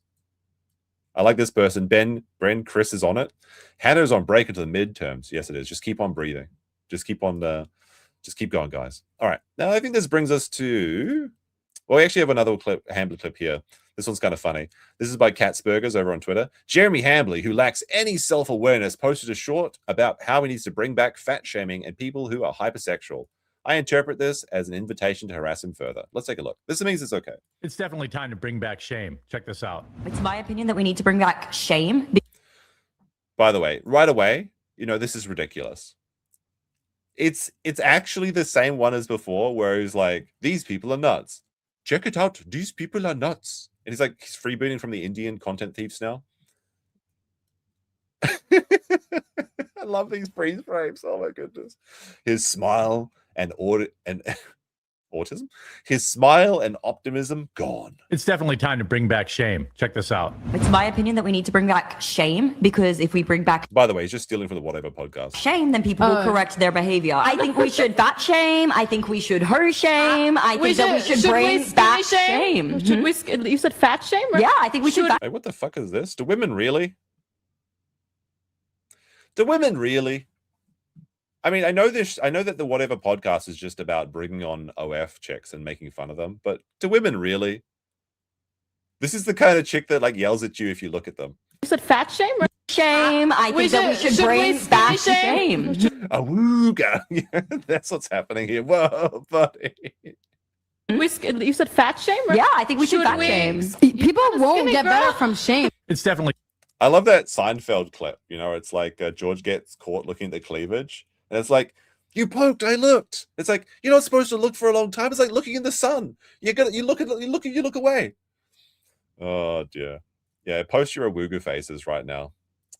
Holy shit. But that's so funny. I mean, I guess this just means that Jeremy's completely okay with all of the people making fun of him. This is him co-signing all this behavior. All right, now we got a clip here from Alyssa Clips. And it's Alex Stein's advice for Jeremy and the quartering. Let's take a quick... Well, actually, this is 80 minutes. Some quartering? This is a long one. I think this is one of those Devilverse guys. With me? Wait, is this the one that I talked to? I went into one Devilverse show with Sean. I think it was MLC, but I don't remember. Was it this guy? Oh yeah, I'd love to get into Jeremy. Why not? Yeah. Let's get into Jeremy. Do you know Jeremy? Have you met him? I have, and I've always been friendly with Jeremy. I'm not like real... And by the just for some setting up this clip, he had what's the chick's name that's like the short one that goes on with Chrissy Mayer? Leela Hart. He was talking with Leela Hart, and she was sweeping for Jeremy too. But I guess that's kind of like she probably hasn't researched the situation and has just been getting her talking points from Chrissy, so I can't blame her too much.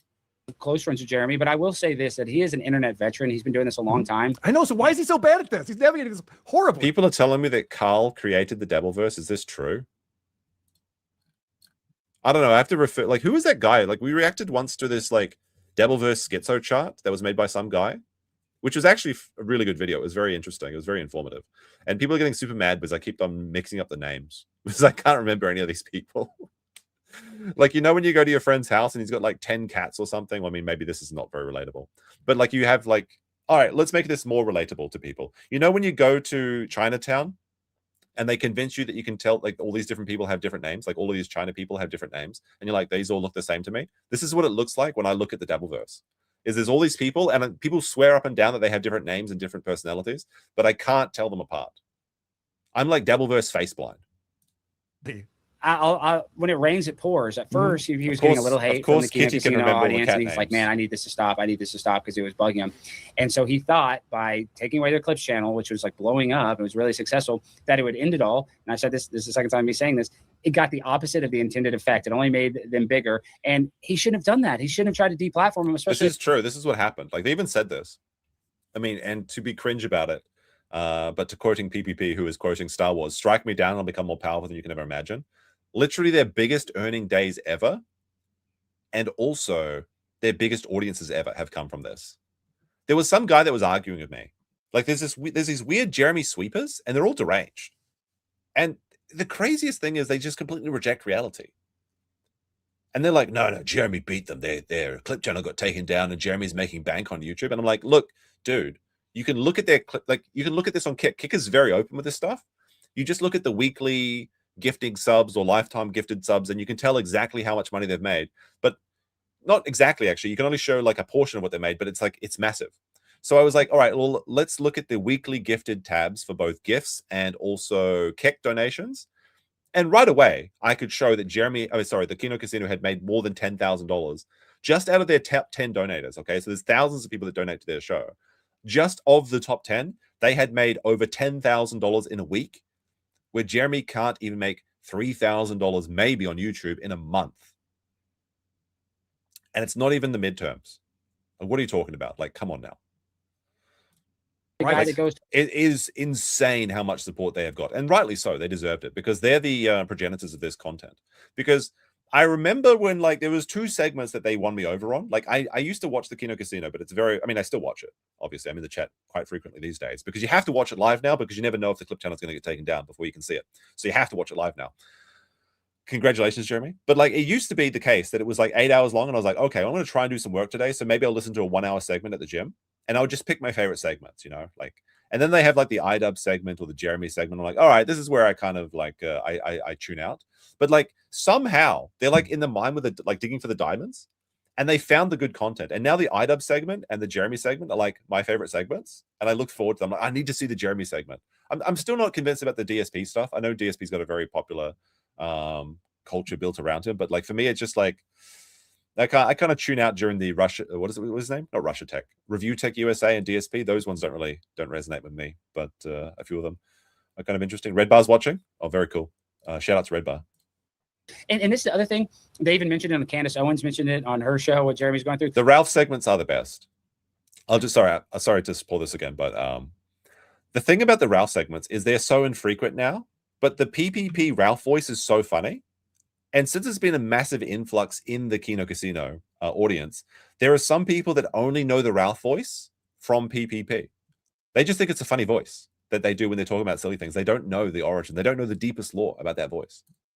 Jeremy goes in and attacks people all the time. So if you're going to get attacked, you can't be punitive and try to get people kicked off. You know, a new fag? What do you mean new fag? Casino tolerator. I'm just not that interested in DSP. But I think the earliest shows I can remember were going back to the berries, the super berries on the Donga tribe. Okay, so I've been around for a while. You're doing it too. I mean, so you got to let it. He spurgs out. I was just listening to Camelot had Sydney Watson on, who's a former co-host of his, and she's been silent about him for 18 months or something like that. But now that all this is coming out, people are like, "Hey, what's your experience with this guy?" And he gets wasted at night and has these wild phone calls, and it's just like loses control, according to her. And they're like pretty close, working together. And so, like, we wouldn't know about this shit, but Jeremy can't control himself. Now he's quit Twitter. Because okay, he hasn't Twitter. This is coke. He can't control himself on Twitter, so we talked about Let me give you my inside baseball. I didn't even know if I was going to say this, but I will say this. I mentioned earlier how I'm friends with Tim, and Tim. A lot of people have different opinions. I think he's like about the review tech. He fell off. Yeah, I've missed out on the. I think you had to be there, right? I tried to catch up on the stuff, but all I know is he's fat and like he blinded his daughter. Basically, he's just like, I don't know. When I see the fat shirtless man, I want to turn it off. Well, Tim Pool. Yeah, Tim Pool. He's actually a really laid back guy, likes to play poker. He's one of my best friends. And for some reason, when Tim got swatted, and maybe this is a good idea, Jeremy went viral for buying all these $100 ads for his coffee company. Like, do you remember that at all? When I do. What he's talking about here is that when Tim Pool was swatted, Jeremy was buying $100 super chats because $100 super chat stays up in the channel banner or like the chat at the top of the chat for longer. So while Tim Pool had no ability to dismiss the chat, he was shilling his coffee company while he was potentially getting shot or his dog shot because of the swatting. Jeremy was swatted, I think, later that day as well. So it was just completely like rat behavior. And also because when you see a red super chat, people are like, oh my goodness, it's a red boy. When Tim got swatted. And some people were critical. Some people thought it was funny. Tim kind of thought it was funny. But then I keep seeing the quartering kind of takes all these cheap shots at Tim, like Hannah Claire, the girl that got let go, the quartering immediately. I have a clip. I think I've got like a 20-minute clip of Jeremy talking about Tim Pool. It's kind of in my like rainy day folder. Maybe we'll watch it later today. I'm not sure. But I kind of want to do some other topics apart from Jeremy today. So I've got some other stuff like the Frogan stuff and everything. Maybe we'll save it for another day. But he absolutely seeds at Tim Pool being successful. And Tim Pool like is just telling the truth that Jeremy's completely irrelevant and has no impact on the culture. But the thing is, Tim Pool doesn't either. Like they're both like nobodies essentially. Got bigger. Like Tim's got a massive audience. That's true. But like his actual effect on the culture is minimal. Hired her to be his and that's the same for basically everyone online, by the way. I'm not trying to pretend like I'm so influential person. No, I'm just here to make you laugh. If I do that, then I'm happy. But I think that a lot of YouTubers need to, or streamers or whatever in general, need to stop sniffing their own farts and realize that this is just on the internet. Don't take it so seriously. And he did that on purpose, trying to take some of he's so jealous of Tim Pool. That's what I'm saying. Yeah. He does not. He acts like he's friends with Tim Pool, but he's really frenemies, and that's been my only issue. I don't like any of this new stuff, but I always kind of because I know one thing, you can criticize Tim's political viewpoints, but Tim actually is not trying to cancel people. He actually tries to help people. He tries to help me. He invites people on his show that have big followings, and he has people that have small followings. My point is, I know that it was Jeremy hiring his ex-employees, not Tim hiring Jeremy's ex-employees. Right. So like he's taking the sloppy seconds. Jeremy does have this hunting ground essentially where he looks for vulnerable women in these conservative spaces and then he like launches onto them as soon as he gets his opportunity. And that's exactly what happened with Chrissy Mayer when she was doing her apology stream, reading all the super chats where she made, oh no, you have to be subscribed for 8 days to talk in the channel. I don't want any super chats, but if you want to super chat me, I'll read it. Okay. You could see he dropped in there. Like he gifted her $120. She's like, oh, I'll hire her at the rate that FNT pays her, which I think is nothing. So I guess he can't afford to hire Chrissy Mayer. I mean, she gives it away for free. We know this from the last time. Jesus, those Chrissy Mayer backroom casting couch encounters / the Craigslist encounters where she's like, well, this guy's a 2, so I guess I'll give him a happy ending. Those are fucking wild. I think I have another clip of where she's eating the cake or something, but I think that's later in the show. It's just weird that Jeremy was trying to do that, and he kind of gave it this veneer. Oh, it's just friends. I just like we have similar audiences, but I think it was a little more conniving and not just trying to be a good old jolly nice guy trying to help out Tim's employees. I thought he was trying to troll Tim a little bit. That's how I took it. No, it's come out Jeremy's not a great guy. I think that's the consensus, and he's realizing himself that he needs to calm down. Imagine holding a leftist struggle session and thinking they're good guys. I felt so bad for her. I'm not going to talk about it. I'm just not going to do any drama. Session. Again, people are like, where's your Twitter? He's a no drama channel. Twitter was not good for me. I was getting sucked in. I was getting sucked in to it and being cringe, and it was bad. And but I did see what they did to Chrissy, and that was dumb. Can't wait to see Chrissy on the channel, though. Been a while. I don't know. I haven't heard from her. I hope. So Chrissy started off her show on Sunday night. This is kind of interesting, though. It sounds like Chrissy doesn't want to be attached to the quartering either. She just wants to get her money and leave. Right, the one where she brought on Brittany, saying, disavowing the quartering. I'm going to be honest with you on like the quartering, striking channels is bullshit. So all of a sudden, from not knowing anything about it on Wednesday night with Melanie Mack and being confused by the whole thing, a few days later, she's like totally shunning the quartering. So she's already decided she's done with Jeremy. And Jeremy's just like, yeah, maybe she'll come back. For now, I mean, when you're getting $700 plus a show or $1,000 a show, or in the case of the really big one where she was like gaslighting Brittany Venti, $2,400 a show. Is she going to give that money away? Is she going to profit off of her apology? Yeah, she doesn't need Jeremy now. She's got another couple months left in the bank now. What happens when those the troll chats leave? Like, you shouldn't be sending people troll chats, honestly. I know it's funny sometimes, but like, if you're making a troll chat, at least make it $2. Don't give her like $50 to call her a slut or something. That's just silly. But what happens when that money starts running out? She doesn't really have a big audience. I mean, not that I do either. I mean, I'm just your friendly sub 200 viewer Andy over here. What's she going to do when she starts getting desperate? By the way, Spidey Trap gifted $10, but there's no message. Maybe it was removed by YouTube. I don't know. Thank you for the 10. By the way, we hit the goal. It's at 11 out of 10. So it is broken, but it's like we hit the goal. So that's good. Give me and Brittany Venti $50. I would not disagree with this. Brittany Venti's actually, she's having a bit of a resurgence. I'm never going to pretend like I'm an old school Brittany Venti watcher or something. I knew about her, of course. There was some funny memes about her, but like, she started streaming recently, and it's really been taking off. So good for her. She's like got into the right time to come back. I don't know what's going on. Well, I think Chrissy was being a little coy, acting like she didn't know the drama. She might not have known all of it, but she definitely knew having Melanie Mack on there's drama. I will say this is the only thing I think Jeremy can do to fix the situation. Like, I agree 100% with Alex Stein here. Chrissy knew about the drama, and she definitely knew that by bringing on Melanie Mack, she could harvest hate watchers, but I don't think she exactly realized how powerful the crusade against Jeremy's flaggetry really is. People don't like this because their content that they enjoy is being removed, and that's not good. Like, the clip channel honestly was the main way I consumed the casino content prior to it getting struck down, because everything was like nicely concise, and I could make sure I got all the episodes right and in the right order and everything. And I don't think he's going to do it. He has to have some money saved up. He needs to go off the internet. By the way, Conspiracy of Everything gifted 10 subs. Let's go. Very cool. For 60 to 90 days and lose weight. And I'm telling you, I'm not even kidding, because everybody's in bash, but he needs to lose about 50 pounds. I'm fixing the camera today, okay? We hit the goal, so I'm going to fix the camera. I'm going to go buy the 4K web camera. It's going to happen, chat. Okay, trust me this time. Thank you, BobTube, for the 2. Get on Reddit or Ozempic or whatever. Because if get on a treadmill. Get on a treadmill. But I'm saying, if he tries to act like, if he tries to do the Christian LARP, it's not going to work. He's doing that. Yeah, I know. That's it. That he probably gets a little sympathy and a little support by doing that. But what I'm saying is, if he really wants to shut up the haters, he needs to take a step back and get dialed in, get off the alcohol, and lose 30 or 40 pounds and come back as a new Jeremy. Then we might believe that he's changed. But until he like, what do you think the chances out of 10 that Jeremy is going to lose 50 pounds? First of all, second of all, what do you think the chances are he's going to quit the alcohol?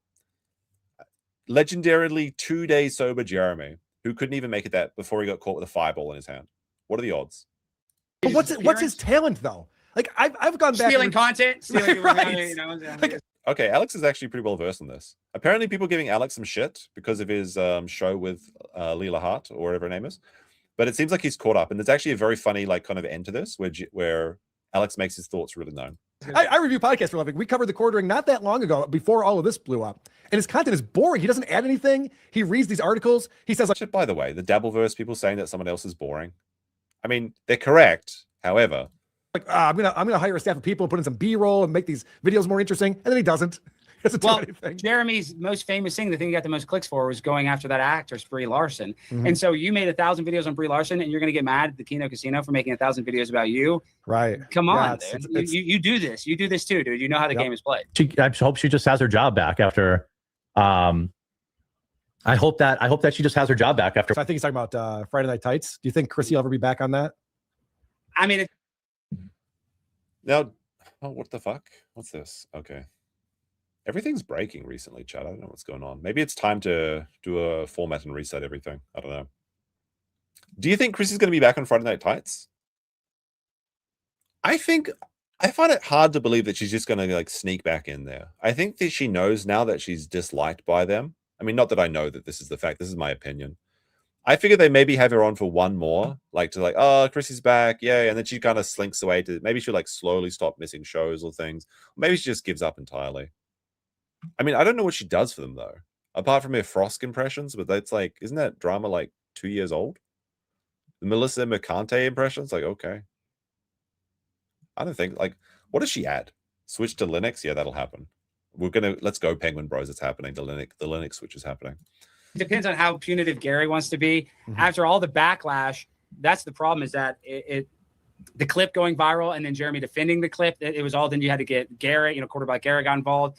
That all made it worse for Chrissy. If this would have been not so public and him not having her on the show, if nobody would have known, but because it became such a issue when it was a non-issue, now I feel like he might have to double down and be like, oh, we need to distance ourselves at least for a while. And then how does he bring her back? Which I think he could. I'm not saying that he won't, but now that's a little awkward. Then we got to address the elephant in the room. So we might kind of. I don't even think she watches the TV shows. Like she was talking about doing her homework for Friday Night Tights, like watching TV shows. Now, to be fair to Friday Night Tights and people that review these sort of shows like EFAP, for example, which I'm a big fan of, they do a lot of in-depth watching of these shows and they go back and they check it again and again and they write down their notes and what they want to talk about and the interesting details and things. Oh my goodness, guys, do you know that the guy in the Roll of the Rings, he kicked the helmet, he broke his toe. That sort of stuff. But like, does Chrissy do this? I don't think so. Has she ever given an insightful take about the Lord of the Rings, Rings of Power? She's a big Lord of the Rings fan or something. I don't know. That was an L for the toe, I guess, when it was it what's the guy that plays Aragorn's name? Is it Hugo Weaving? No, wait, that's the guy that plays Elrond and Agent Smith. What's the guy's name? Shit, escapes me at the moment. But that was the only L that the toe ever took was when he kicked the helmet and it broke his foot, or whatever it was. I'm just waiting for the chat to give me the answer. For that, Viggo Mortensen. There you go. I remember the name. Kick that can down the road. So I don't know. I think the chances Fake are fan he's going to have her alert. back. I think he will, but I think he's going to wait a little while. Yeah, I think I got to wait it out, right? Weather the storm a little bit. What she had to go through, I can get Chrissy to fill in, but I don't want to cause any more problems for Chrissy. So let's just let her be. You caused her a lot. You caused her a shit ton. Like, this is the funny thing is Jeremy's realizing that he's radioactive. If he's just around other people, it is like death for their careers. No shit. When he defended, when he Chrissy put herself in that situation. But. She did, but it made it so much worse when he quote tweeted to them and was like, I thought they were First Amendment, blah, blah, blah, blah, blah. Like, he was trying to white knight for Chrissy. Wait, Lord of the Ring movies are trash, don't at me. Okay. I could have made them better. I could have saved them. I was going to be in the Lord of the Rings movies, chat, but then I went to Japan instead. And then I got a call. I know that my regulars know this, but there are some people here that don't know this. I went to the casting call for Lord of the Rings. And then I moved to Japan. And then I got a call like a week later saying, do you want to be in the Lord of the Rings? And I was like, well, I can't now. Although, to be fair, I think it was one of the Hobbit movies, not the original Lord of the Rings movies. Although my dad did go to the audition for the Lord of the Rings movies. I mean, to be fair, everyone in New Zealand at that time did. And everyone in New Zealand was actually in that film. That's kind of crazy. Like, literally every single person worked in Lord of the Rings in New Zealand. And it just made Chrissy look worse. If Chrissy would have had him not defend her, she would have been what role? Probably just an extra. That made everybody have to react and go after. That's what I mean. When you're like, Jeremy's been around forever. He's a veteran on this. How does he not know how any of this works? He's making everything worse for himself and the people who are, trying to help him out. Carl, you know this. If you followed your own advice, you'd be the most succcul man in the world. If I followed my own advice, I would be the most successful. I know what you mean. I know what you mean. Jared only made it worse. So I don't want to, everyone else is getting all this bullshit and it sucks for them. And the best thing I can do is like, just,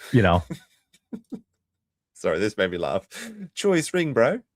Let everyone be. I don't want to, I wish everyone the best. Sure. I wish everyone the best. God, way to say nothing. I wish everyone the best. What does that even mean? He doesn't wish everybody the best. He wants Kino Casino deplatformed. He wants Yellow Flash off the internet. Yep. So, and unless Jeremy decides to do like maybe not rehab, but basically he needs to go to rehab and come back and look different and be in shape or better shape, nobody's going to take him seriously. He has to take a step back. All right. Well, I'm glad you brought that up. So he's on with his co-host Melanie Mack here from This Week. And he's talking. You know what? All they have to do is level out the difference in fat between Melanie and Jeremy. Like if they each like average each other out. So Jeremy gains half of, like half of Jeremy's fat goes to Melanie, balanced out. Then they'll both look like a regular person. Although I'm not sure that Adam's apple that Melanie Max is packing. So that's a bit weird. Talking about how he quit X and why he did that with Melanie. Will Anthony, I'm rooting for you guys. Those gay trolls need to touch some grass. Hey, I appreciate you. Oh, thank you. Yeah, all the Will. extra kind words, and you know, when you watch the videos, taking a little extra time to make sure you leave a like on it, and you know, that goes a long way. This too shall pass. I have been praying a lot every single day now, sometimes twice a day. God, I'm getting mean YouTube comments. What are you doing? You owe me one. God, please. Felt the haters. What do you mean asking God to improve the situation?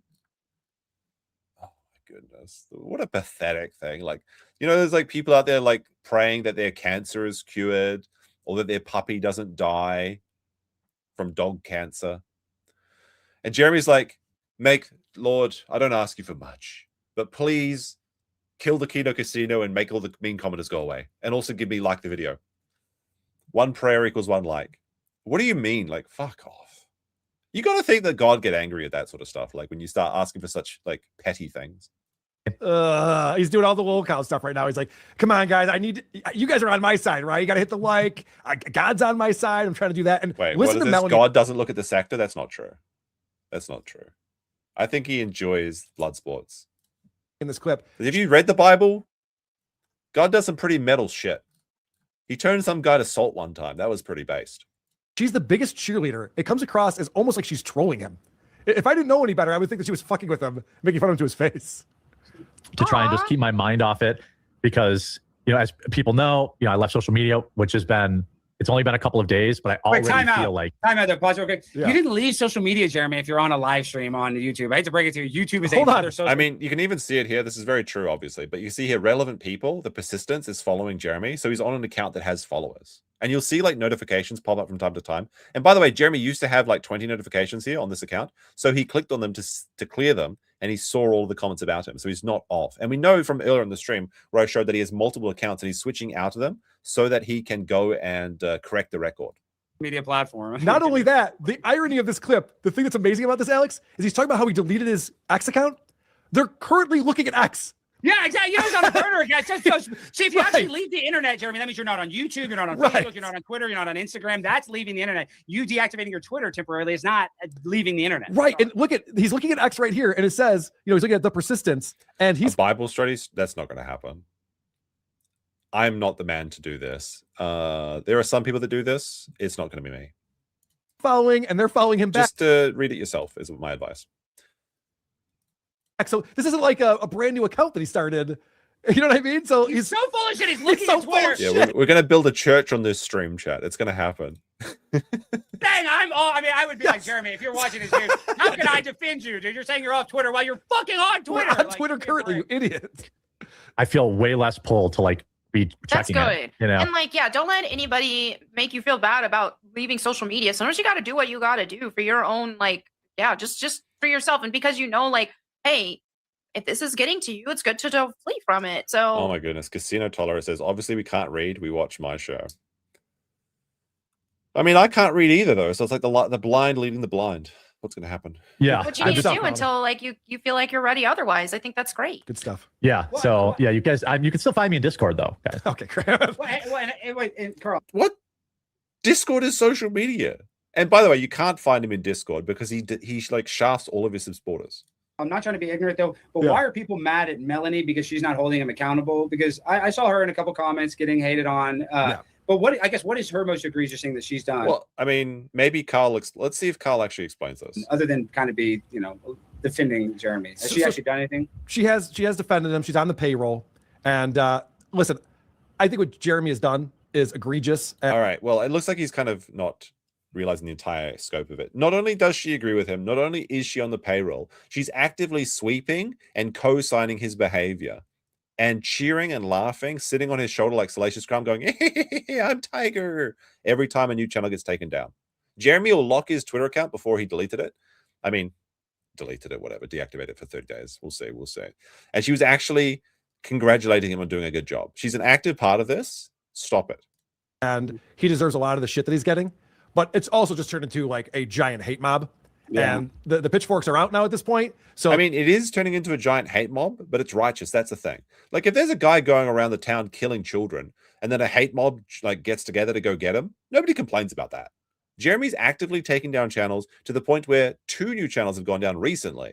And you think that's a bad thing? No, I don't think so. It's a hate mob. This is like the upper echelon video where it's like, oh my goodness, it's a feeding frenzy. Yes, and that's a good thing. Feed harder, feed longer. They need to suffer. We got Veggie Carp gifted a rage grip saying these kids. What? Hold on a second. Let me move my thing so I can actually read this. These kids called the prophet Alicia Baldy. God sent 2 bears to kill 42 children. Kings 2:24 to 25. Okay. Guntera sent a skull emoji, and GLP 1889 with a 5 says Alex is an annoying fence setter who is overly emotional and cries often. Does he actually cry? I saw him. Did he cry when he went to the city council and talked about the Sonny was dead for the Ricada situation? That was actually, we never watched that, I don't think. He doesn't have to say a bad word about anyone. If not for Kirk, he'd be offline, really. I don't know. I think Alex is pretty funny when I've seen him in the town council meetings and stuff. He does a lot of IRL stuff too, which takes some balls. They're just stabbing anyone who's standing in the way. You know what I mean? Like it's gotten to the point. And Kino Casino does a brilliant job of getting people revved up. They're the best right now. They have the triangle. PPP is so fucking funny with that triangle. It's so fucking. I got it. Hats off to PPP and Worski. They're killing it over there at Kino Casino. The 10-hour stream, I watched most of it this week. I'm all in on this. It's hilarious. But I mean, this is a very unemployed thing to do. I mean, all streamers are unemployed. Let's be honest. Listen to what Jeremy says. So to your point you were making before, he's got to get off the internet, lose some weight, stop drinking. He agrees. I think. My thing is just having more time to. I'm also doing a triple detox, so no X, no liquor, no nicotine. So I'm so proud of you. Yeah, well, we'll see. No, it's been like 4 days. Like, you see why people don't like Melanie? This is so lame. It's like, Jesus Christ, relax, Melanie. You haven't done anything. I can see she's being a little cheesy, but I would argue that, dude, Jeremy, you need to be using all the nicotine you can handle right now. Just to get off everything else. I don't think you actually if nicotine will make you not eat a cheeseburger. If nicotine will kind of chill you out for a second, have all the nicotine you want, Jeremy. That's great. That's great. All those things were like feeding into each other. So it's just like, cut that, stop being cringe on social media, cut the liquor, which I think. Here's a little tip, because some people have talked about this. I think Camelot talked about this a lot, actually. Is that Jeremy likes to say that he quits things because he gets the dopamine rush from Melanie Mac. She is his biggest cheerleader, and I think she honestly believes they are in the right in this situation, which is very embarrassing. But if you tell someone, I'm going to quit alcohol, I'm going to quit food, they're like, oh, good job.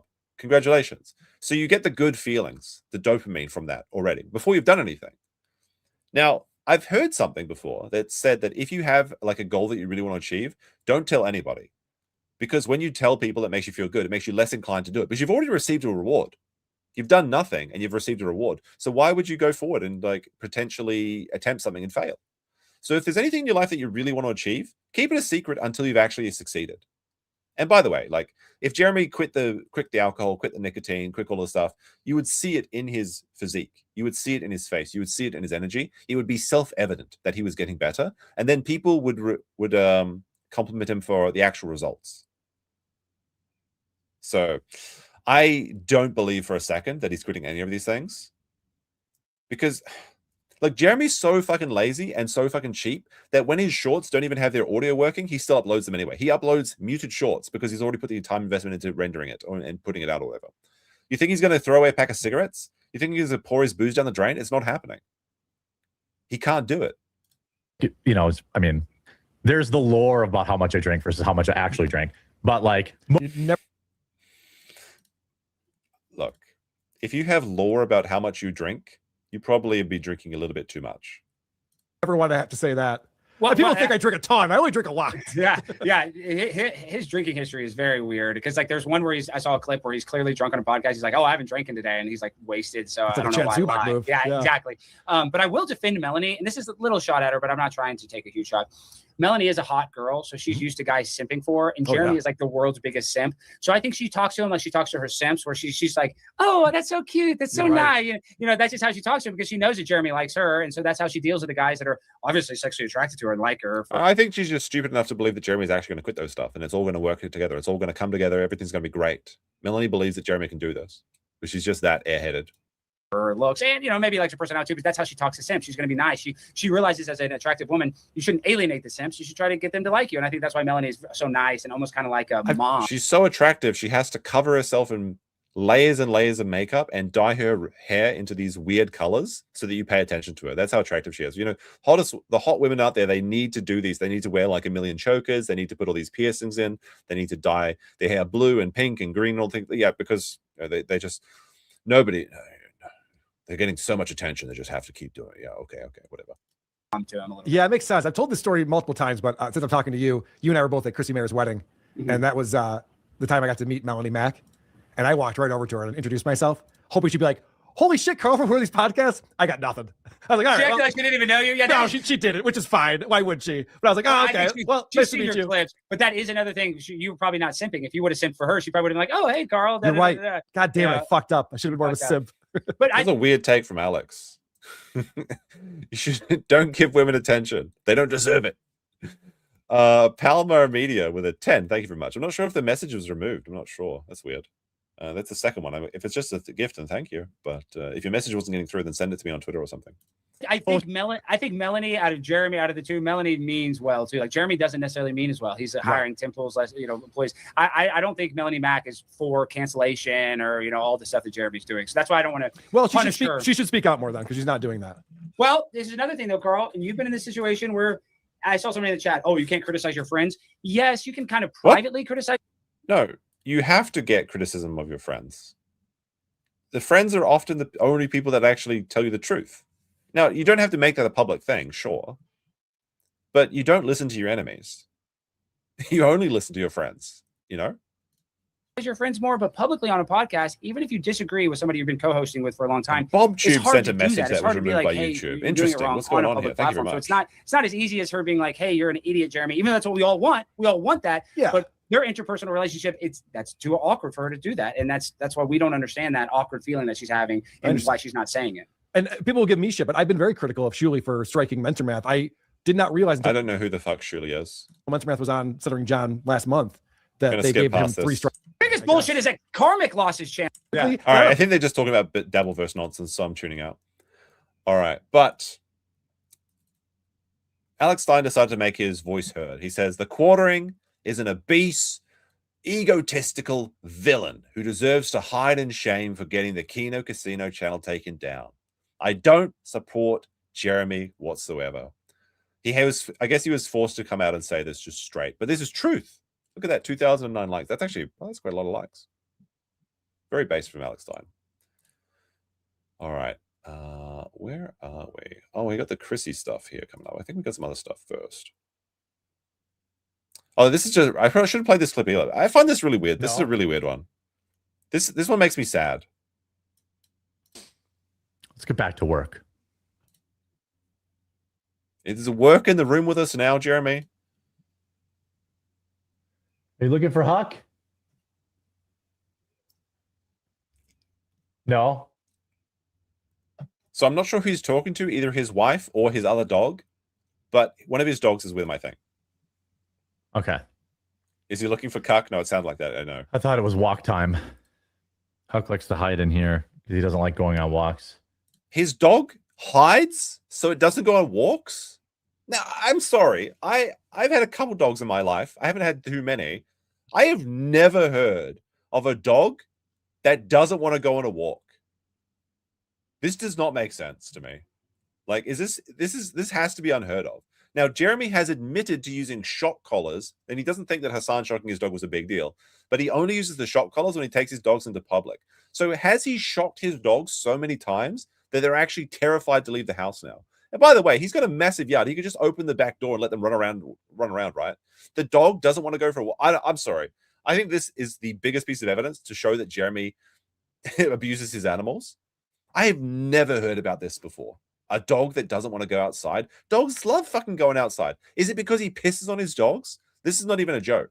Jeremy said that when he takes his dogs out to piss, he takes a piss at the same time. And if the dog finishes pissing first, it comes over to see what happens. And he has to like wrestle him around while he's got one hand on the stream. And he's actually pissed on his dogs before.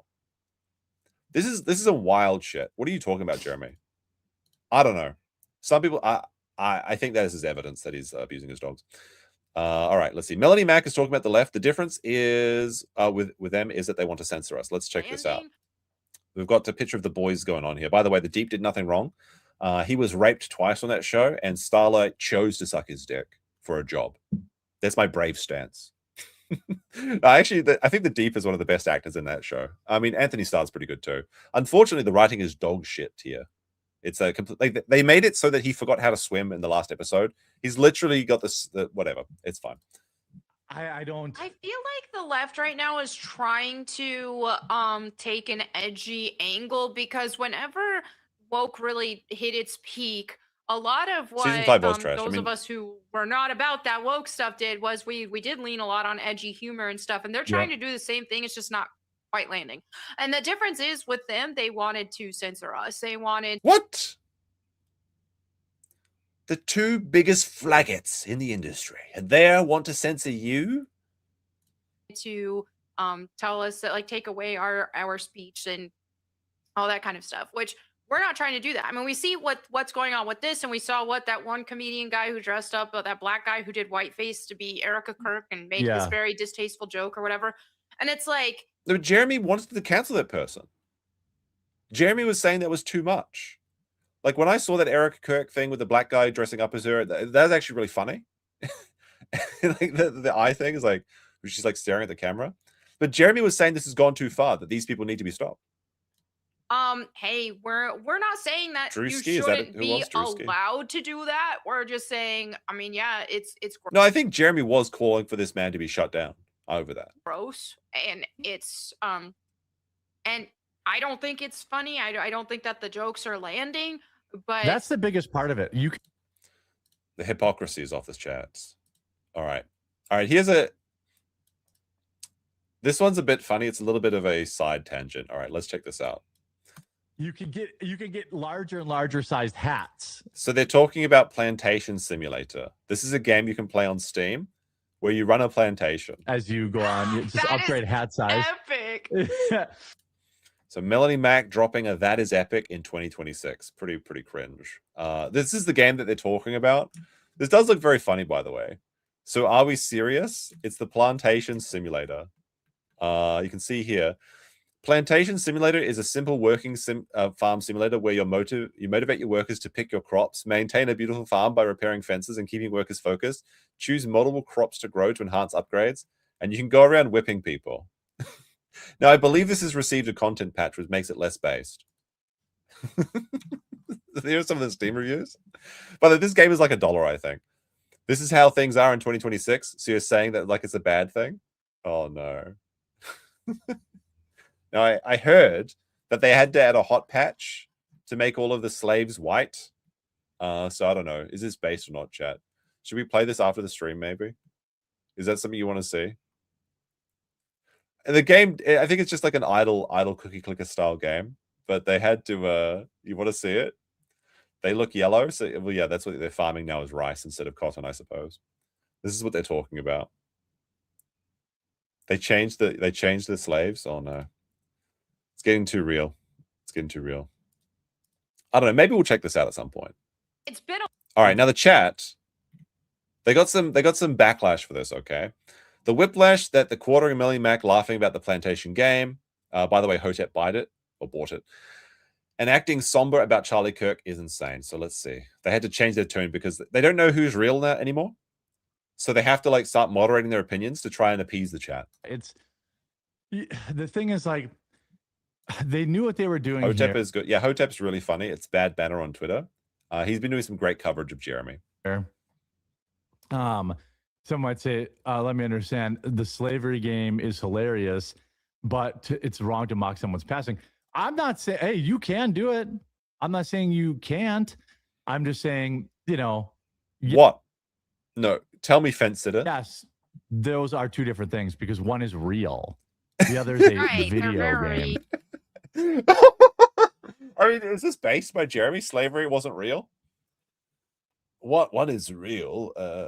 Charlie Kirk was shot, but slavery wasn't real. Kind of based actually, Jeremy. Maybe quartering can be redeemed. Who knows? They all entered into the contract willingly. Rare JRW. Yeah, slavery was fake news, I guess, right? Things for Yeah. sure. Charlie Kirk dying And none is of not the us same thing as a want. video None of us. game. Obviously, we don't actually want to make people Yeah. slaves in America. It's just. It's funny. Like, it's been a long time. We're laughing at it now, but it's like. Oh my goodness. The apology to her for laughing at the slavery game that's just funny. Imagine actually how embarrassing. Now, we got a couple posts here from Return of the Mac and Cheese. You can see here, Hannah Claire's not having a great... Oh, sorry. Melanie's not having a good time reading the Hannah Claire comments. She looks rough, chat. She looks rough. That's peak white person face. Wow, wait, look how much makeup there is. It's like... It really is caked on. You can see her natural skin color over here, and there's like a little bit of it's escaping. She's so tired. She doesn't look very happy. Spamming those MMs. Very good, very good. Alrighty. Quartercast is now sponsored by testosterone injections. You can see here that he streamed on May 21st. News, Rumble Wallet is available by here. Get the Kids Guide to America. Go to Enhanced website. Now shop peptides, testosterone, GLP-1 and more. Get Enhanced. What the fuck? Wait a minute, Jeremy. No, you can't do this. What the?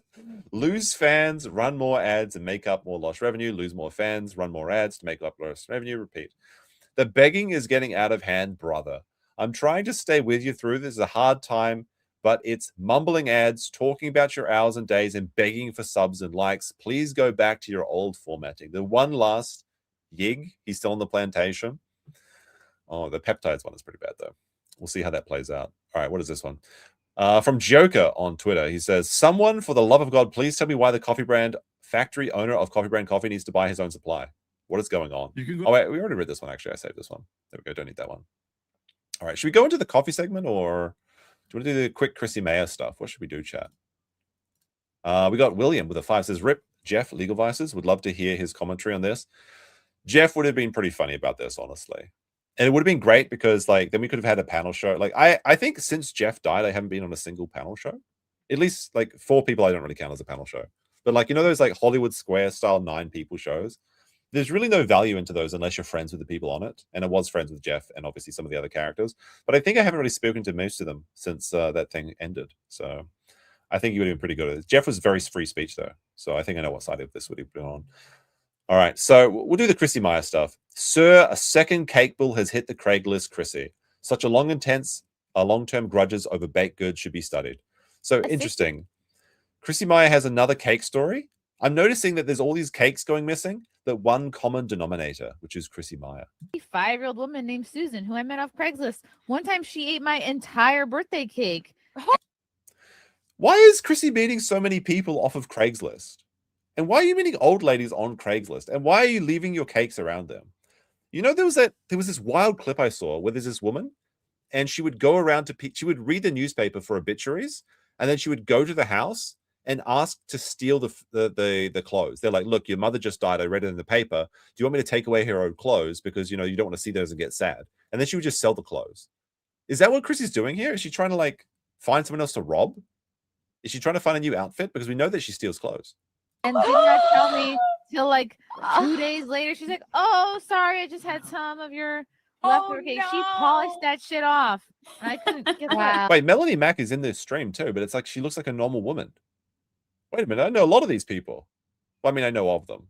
You've got Brittany Venti there. I don't know who this person is. You've got X-Ray Girl. She's like from Friday Night Heights, right? The producer. You've got Ari Jacobs. You've got Star Wars Girl. There's Melanie Mack, but she's not glammed up like a whore. This is crazy. I've never seen her with dark hair before. I couldn't complain to anybody. I was like, you know, I chose to live with this old fucking bitch. Wait, so she found the old lady on Craigslist so that she could live in there for cheap rent. Was there no more dicks to suck? She was 65 years old. She ate my leftover birthday cake. I'll never forgive her. Yeah, it was. What is it with this woman and leftover cake? Like, I don't have these problems. Somehow, the cake is finding a way away from Chrissy Meyer. Favorite birthday cake from Magnolia. Yeah, she's Craigslist vanilla, Chrissy. Buttercream, vanilla. And she just was like, "Oh, I just I thought it was I thought you were, gonna throw it out." So I just ate it. She ate my leftover birthday cake from Magnolia. I'll never forget that. That was so annoying. Wait, this is like the Book of half Grudges. My birthday cake. How many times has she talked about this birthday cake story? This woman is obsessed with cake. Just sneakily, like little by little. So what's happened here, if you haven't guessed, by the way, is that Chrissy Meyer has been added to the Geralizer, and somebody decided to search it for cake, and there was like 10,000 results. My birthday cake. That's a whole nother episode. Just talking about Susan. She like polished off my birthday cake one year. I'm still not over it. She ate a whole birthday cake, and it was my favorite. I had just like a piece, and she like fucking over a week's time ate the whole thing at the end. She was like, "Oh yeah, by the way, I ate your birthday cake." Hold on a second. She did it over a week. I think so. She would like slowly have like a piece a day. Wait, if you've got a cake in a fridge for a week, I'm sorry, that's up for grabs. Everybody knows this, okay? If you put something in the fridge, it's yours for like 2-3 days. After that, if you're not eating it, it's going to go moldy. You got to eat it. It's a public service. This woman did you an honor, okay? You've got on the front page. Are we actually on the front page of Kick? That's pretty cool. Very based of Kick. Like, I'm sorry. You don't leave a cake. It's slowly disappearing for a week. Who goes a week without eating a cake? It's going to be stale and old. This is ridiculous. This is unheard of. But for some reason, this is in Chrissy Meyer's Book of Grudges. She's actually like a dwarf. She's like counting. She's making a list and checking it twice and finding out who's eating her cake and being nice. Okay. Yeah, I mean. And didn't tell me till it was all gone. Wait, if we're on the front page of Kick, then you guys know what you need to do. Okay. What's this? An overabundance of bees in the workplace? My briefcase full of bees ought to put a stop to that. The situation has only been made worse with the addition of yet more bees. Wait a second. I want to find. So everybody.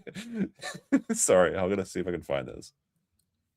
So like everyone is spamming bees, and I'm like, you know what you need to do, and then one man is just like, say the N-word. Sorry, I only do that on Aaron's show. So you were looking for week-old cake, and you're like, it's gone. Wouldn't it be strange if it was my fault that Aaron got demonetized? That would be really funny, actually.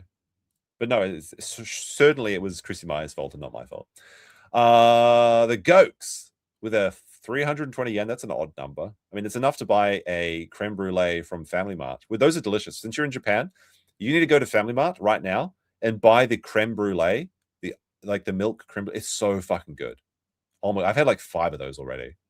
Hold on, I gotta show you. If you're in the Discord, you know what this is. This thing, the Ohio. It's not from Ohio. It's like the morning creme, like this thing. This thing is so fucking delicious. It actually costs like 300 yen, but this thing, like, oh my god, it's so good. It's so good.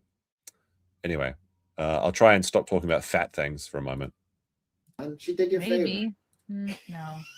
I hope she got fat. But this is my favorite birthday cake of all time. It was Magnolia vanilla. If it was a favorite cake, how did she have one slice over an entire week? This does not make sense to me as a fat person.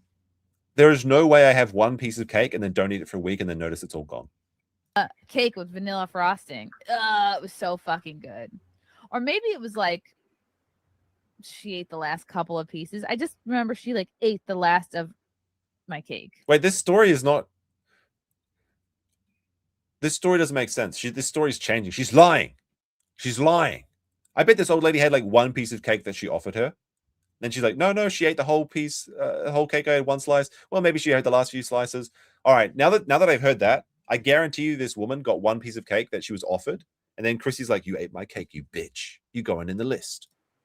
And By the way, I'm not sure if I have it on the thing, but let me just check real quick in my folders. I think I do have this actually. Let me see. Oh, I do have it. Yes. No. We have an actual photo of the wedding cake that Chrissy Meyer gave. I was gonna play this, but there's a video, a 20-minute video of Chrissy Meyer showing her pussy to the DJ at her wedding. So we can only assume that this is the cake that was eaten by Brittany Venti, probably with this like candy couple on the top as well that looks exactly like this. This is, yep, it's real. That's confirmed, okay? Ablacious in the chat doesn't lie. You know that it's true. So upset. I'm still upset about it. This was She's still upset about the cake. All right. Let me see. I think there's another Chrissy clip here that I kind of just got. There's a couple more. Then we'll get into the coffee stuff, shall we? Let's do this one. This is from Alyssa clip. Oh, wait a second. I gotta like the video. Red Bar's watching, by the way, so now Red Bar can watch himself. Also, we got Hypocrisy wants to have her cake and eat it too. I love that name. It's so funny. And we got Coffee Cat with a 10 says, is there a cringy YouTube show that Chrissy won't go on? Yes, mine. Oh, a puppy! So here she is. She's wild. She's on one of these Zoom calls with 67 other losers. And I've zoomed into her square, Chrissy Marr, and she's out on the streets of New York City drunk. Now, I'm drunk every time I've done this show. You ever seen me play in somebody's urine or scream? I don't think so. Listen to this. Pee? In the dog? Don't go in the dog. Another dog. Oh, the dog love me! Uh-oh. The dog love me! The dog pee on you? Not on their level. She's playing in puppy urine. What is going on with this woman? By the way, Casino Tolerator gifted 5 subs. Did the dog pee on you? It peed in my general direction. Wait, is that Yellow Flash's voice? Their level. Did the dog pee on you? Yellow Flash, is that your voice? It peed in my general direction. Hashtag Yellow Flash knew about the puppy pee gate. He was like, I thought I need to see you. Ah! Oh, my God. What the fuck? Show it, Snap. Wait, no, get off the stream. Get rid of it. Oh, wait, what happened there? What did I click on? What was that music? She's touching the... What the fuck is going on here? I did not preview this clip adequately. Get away from me, Chris. She's playing... No. We're going to make this smaller so we can't see it. Yes, they scream. She's touching the pee with her foot. Look at that. Wait, I thought this was just like All right, I think we're probably safe now. Goddamn 8 FPS camera for some reason. I don't know what is going on. I thought it was just like the dog peed on her. It was like, oh, whoopsie daisies, like her turtle peed on Brittany Venti. There's a lot of piss parties going on in this sector. I don't know. The women's sector is disgusting.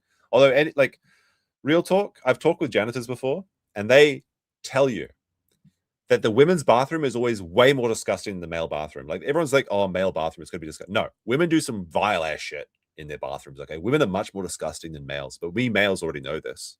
Okay, it's just a fact. It's true. It is known, Khaleesi. But I thought she just got like pissed on by the puppy, but no, she's rubbing it into her foot. This is just vile. You can see it. Chrissy, find Frank. Chrissy. They're all yelling. They know this is cringe. Look, now she's embarrassed.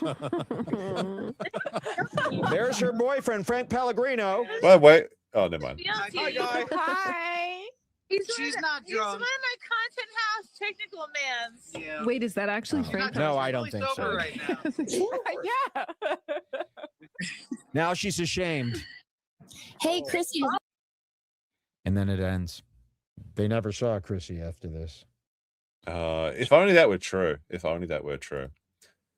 Okay. There's one more Chrissy clip, I think. There's one more Chrissy clip. So here we have this is another bad banner / Hotep tweet. By the way, never mind, I won't say it. This is called How to Get to Level 2. Never have I ever been fingered. Maybe she's talking about the Level 2 podcast, like Phil's leveling up or something. Inside a comedy club. All right. They're playing Never Have I Ever. It's a little bit quiet. I can't increase the volume. Never have I ever been fingered in a comedy club. Oh. Wow. Does that work for being blown? Does improv count? Does the improv theater count? Ugh. How embarrassing for me. You got improv? Oh my God. I got full on finger blasted at the UCB theater in the She got finger blasted at the UCB theater. basement. In the basement? And that's how I got to level 2. She's the basement finger blaster? That's how she upgraded to level 2? What of her Thetan level? What does she mean by that? What is level 2? Is it political? What does it mean? This woman, is there anything she hasn't done? You didn't even pay for that? Still at level. No, she does it for free. I'm still at level. They call it the improv down there. Like, is this the code word? Is it called the improv because it's terrible and it's free? Is that what they're calling it? I don't know. What is actually, like, Geralizer hitting Chrissy Meyer is one of the funniest things ever. I saw Luther Morgan in the chat earlier. I didn't say hi to him. That's very rude of me, but I was busy at the time. This is Luther Morgan's video called The Quartering Coffee Brand Coffee Investigation Part 4. Did Coffee Brand Coffee respond to me? Regulations or regulators alerted. Oh my goodness. Go check out Luther Morgan on YouTube. He's Luther the writer. Also check out his book on Audible, Amazon. It's the lolcows, the internet's never-ending tragedy. Great read, very in-depth, and a lot of facts that even I didn't know about such characters. Tonight. But let's check out his new video. I haven't actually seen this yet, so people are telling me it's good though. So this is a fresh watch. On Unsolved Coffee, the search continues. Where does the coffee come from? What are the oranges for? Who destroyed the Walmart bathroom? Intrepid internet detectives are hot on the trail of coffee brand coffee. We have new revelations to disclose. Maybe you can help solve a mystery. I do like this retro style editing, by the way. It's a little bit loud. That's my fault. That's on me. Apparently, not Jeremy Hambly says that Luther Morgan is an SJW. Okay. That's the real Jeremy. Hey guys, Luther Morgan here, and today we are putting the pieces together. The collapse of Coffee Brand Coffee is underway. I will be revealing Hambly has already been reported to Amazon, the FDA has been alerted, as well as state regulators. I will also be revealing Jeremy's creepy, parasocial, Roaster's Choice emails. I will be going deeper. Roaster's Choice emails. By the way, it's not good that the regulators have been alerted, Jeremy. They're coming for you, coffee man. Into the CBC and Player One Coffee connection, and I'll be going into did Jeremy Hambly ever respond to the certified mail that I sent. I want to thank all the people who've been emailing me, adding me on Twitter, and sharing information with me. So we will be giving people credit where it's due. The questions around Coffee Brand Coffee are deep. After my last videos exposing the lack of compliant packaging, CBC updated their Amazon page with this weak-ass disclaimer. A disclaimer can't help you, Mr. Hambly. The information has to be on the packaging. So, he also made several tweets addressing the issues. This is a pathetic attempt to trick people on X into thinking that his coffee is compliant after he... By the way, that was very funny of him to put... Wait a second. Trending on X. Wait a second. This guy... Wait, oh, I can't. I thought this was Twitter. I'm such a boomer. I thought this was actual Twitter, and I tried clicking on it to see this guy. That's my cortisol meme. That's very, very cool. I like to see that my memes have spread a little bit to this swaggy guy. But what was I going to talk about? This one here. He was so salty. Oh my goodness, when this Luther Morgan video came out, he came out to like, he was in the middle of a seed session and then he had to put out this, hey, Coffee Brand Coffee customers, apparently the new bags people would like us to disclose specifically on flavoring, not our actual customers, just terminally online psychos. Either way, no problem at all. We'll add it on a future batches. And no, you have to recall and add it on all the batches. That's the legal requirement. Always happy to go above and beyond to you, double exclamation mark. But that's the second double exclamation. So it's like, this is what you want to hear from your non-political coffee company is the just terminally online psychos are asking us to put our nutrition information on the bag. Yeah, okay. Okay. Oh, there you go, Luther. How's it going, Luther? Hope you're having a good day. We're just watching this for the first time, so we hope it's a banger. People on X into thinking that his coffee is compliant after he was trending on X because of the non-compliance issues which were brought forth thanks to my 3 videos on the subject. So this he's more like coffee Lex Luthor. He's like personally taking down all the coffee companies. He also has another coffee video about Tim Pool, although we don't really cover Tim Pool that much. But Tim Pool's doing some weird stuff with his franchising. Like, for example, from this, like you'd have to go watch Luther Morgan's video on it. There's the plug for the channel. But he talks about how Tim Pool hasn't even opened up his coffee company yet. But if you franchise Cast Brand Coffee yourself, and you don't open within 6 months, even though his shop has taken a year and a half to get open, he's going to penalize you like $100 a day. It's insane. Like the scam, the whole fucking scam that's going over in Tim Pool. Gentleman here, professor and pastor Tim Pool is grifting? No way. It was part of the original Coffee Brand Coffee affiliate program, and he was able to locate one of these bags from back in the day, and it looks like even back then the packaging was non-compliant. By the way, I'm not sure about coffee from Papua New Guinea. I live in Australia, and that was a little bit too close to Papua New Guinea. Fine. Although, Papua New Guinea does have some very cool birds, and birds go fucking hard in your 30s. So I would like to see some of the birds they have over there. There's actually a venomous bird. It's like there's two dangerous birds in the entire world. One is the cassowary, which will just gut you, which is basically a velociraptor. The other, there's this bird in Papua New Guinea that has like poisonous dust, and it like flaps its wings at you. So I guess it's not venomous; it would be poisonous. But it's basically like Venomoth from fucking Pokemon, and it just like flaps its dusty wings at you. Pretty crazy. I wanted to highlight this tweet from Wesley from Florida. There is a YouTuber alleging that Jeremy Hambly is non-compliant with the FDA rules, and so he responded to the quartering, and then the quartering blocked him, because that's how the quartering deals with his problems. He just tries to block them. I also wanted to highlight this email that was sent to an anonymous viewer who was in the Roasters Choice Club. So this was back in April of 2023. This person found it incredibly creepy, so they stopped buying coffee brand coffee. So let's go through it really quick. And you can kind of pick up on Jeremy's nice guy weasel cuck manipulation that he tries to pull, and this weird parasocial relationship that he tries to set up with fans. This is from 2023, by the way, on Friday. What the fuck? This does actually look like a deranged email. This is from Jeremy? So, just a quick question for you. At some point this week, you checked out Roaster's Choice. Something intrigued you enough to make you want to buy it, or at least think about it. Then something happened. You didn't end up getting it. Now, I'm not upset with you. Maybe there was... What is the formatting of this? Did Jeremy write this himself? No, I'm not upset with you. Maybe there was a good reason. Wait, venomous is correct? No, venom has to be injected. It has to be envenomed. Like spiders are venomous. Right? Where frogs are poisonous. Toxic can be either of them. But all right, sorry, I'm getting distracted by the nuances of venomous, poisonous, and toxic. Something happened. Something intrigued you enough to make you want to buy it, or at least think about it. Then something happened. You didn't end up getting it. Now, I'm not upset with you. This is like in the it's in the shopping cart. So you've placed the order, but you haven't pressed buy. And he's like, hey, knock, knock, knock, knock, knock. I noticed you got that coffee in your cart. Why don't you go check that out? This is actually deranged. Maybe there was some good reason. Ugh. Maybe you got a phone call from someone more important than us or me and forgot to go back and get Roaster's Choice. Maybe your cat wanted to play and interrupted you. Hey, we've all been there. The cat. And maybe you'd rather play with your cat than buy my coffee, you piece of shit. Or maybe your computer crashed. Unfortunate things happen. Either way, there's no bad blood here. I just wanted to give you a quick nudge before we close out the 33% off sale tonight at midnight Eastern Standard Time. So, very creepy. Else just hit reply and let me know why. Smiley face. He does the smiley face thing. Is Jeremy personally like? I could understand if it's like an automated message or something, but this is like Jeremy personally wrote this because one person didn't buy the coffee in their cart. This is insane. What am I reading? Man, by the way. No, Luther, this can't be real. You made this up. This is April Fool's. You tricked me, surely. I read every response. I get a lot of emails every day. So he reads every response. I mean, we know this is true because he's watching every stream. He's reading every comment.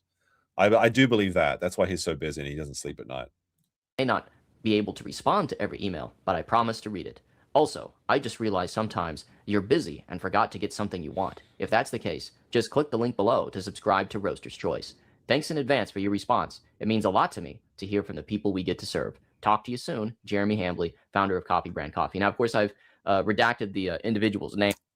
Is it a woman? That's my question. Is he specifically messaging women for that like that almost buy his coffee? I'm sorry, I've never seen something so deranged as this from a company. Like, you get subscribed to their emails and they send you updates, whatever. It's really annoying. You have to find the unsubscribe button. Sometimes they put the unsubscribe button in white text, so you have to highlight everything to even find it. It's like, it's pretty bullshit. I have never seen this before. I almost cannot believe this. I do trust the integrity of Luther Morgan, though. We're going to wear it out again, but this is beyond parody. Because I think he wants, or she wants, to remain anonymous. So, yeah, you tell me, if Jeremy Hambly was sending you these kinds of emails, would you really want to get his Roaster's Choice? To me, it's like very creepy and personal It plays into his kind of weasel cuck mentality of trying to pretend to be your friend and monetize your relationship. I don't particularly care for it. So Hambly is also shilling 7. I mean, like, it's just like shitty behavior too. Like, I'm not mad with you.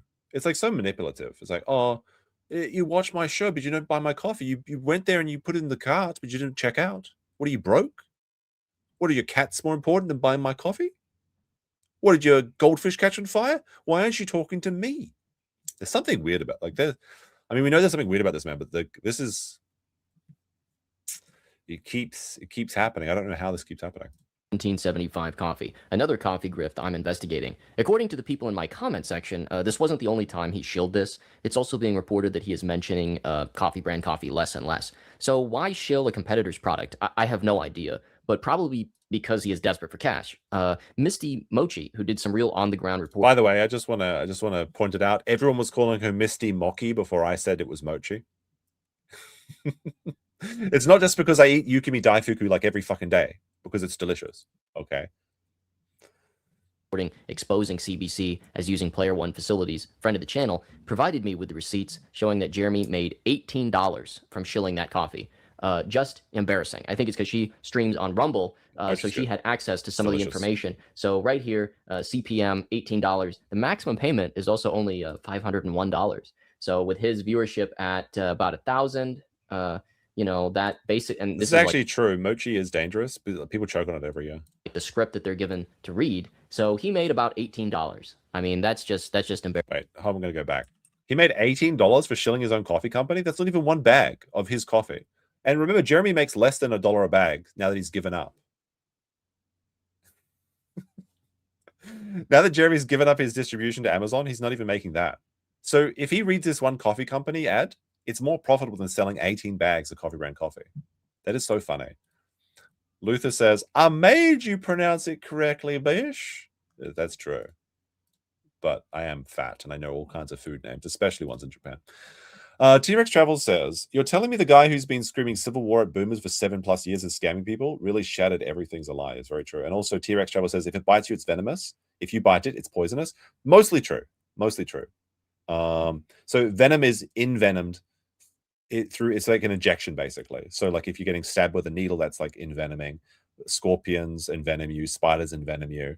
But like I said, but this is a good standard. However, there are some confusing ones like centipedes, because centipedes don't technically, they have poisonous saliva and they pinch you with two things that look like teeth and then it spits at you. That's like a weird gray area, so it's not entirely perfect. Although the Mukade, the centipedes they have over here, there is anti-venom for them. So I guess maybe it is venom. I guess it would be an antidote. I don't know. So with his viewership at about 1,000, it comes in denims. No. That basic, and this is like the script that they're given to read. So he made about $18. I mean, that's just embarrassing and pathetic. That is embarrassing, sad, pathetic. $18 dues. Oh my goodness. Imagine, like, this is the most Jeremy's making on his streams, by the way, except when Steel Toe ruins it for everybody, like always, by tricking his audience into paying Jeremy hundreds of dollars. That's so bad. I mean, this is like a content creator equivalent of checking the spare change in between the couch cushions, and or checking like the coin return on vending machines. So, I mean, I'd do that sometimes. Anyway, I just thought that was interesting that Jeremy's selling his soul for $18. That's how desperate he is. It's not worth $18 even. So, many people have been wondering, did Jeremy ever respond to my certified mail request for information several weeks ago? Well, I sent CBC and CBC's registered agent certified mail a few weeks ago requesting information on the facility, the food manufacturing license, the name of the ingredients, and the nutritional facts. So what do you think? Did you think he responded? And by the way, certified mail costs money, guys. So if you like this investigation and want to support it, you can. And we know from Jeremy's show that the price of stamps are going up. So you got to support my boy Luther Morgan. Give me a super chat. Go check out his book. If you don't want to send me money or buy my book, that's okay too. Just hit like, throw me some hype points, or subscribe. Well, he didn't even receive. Oh yeah, I forgot about that. Like, how do you? Yeah, so to do the hype points, that's actually really useful. It's a new feature, but you need to do it on mobile. So I can't do it right now.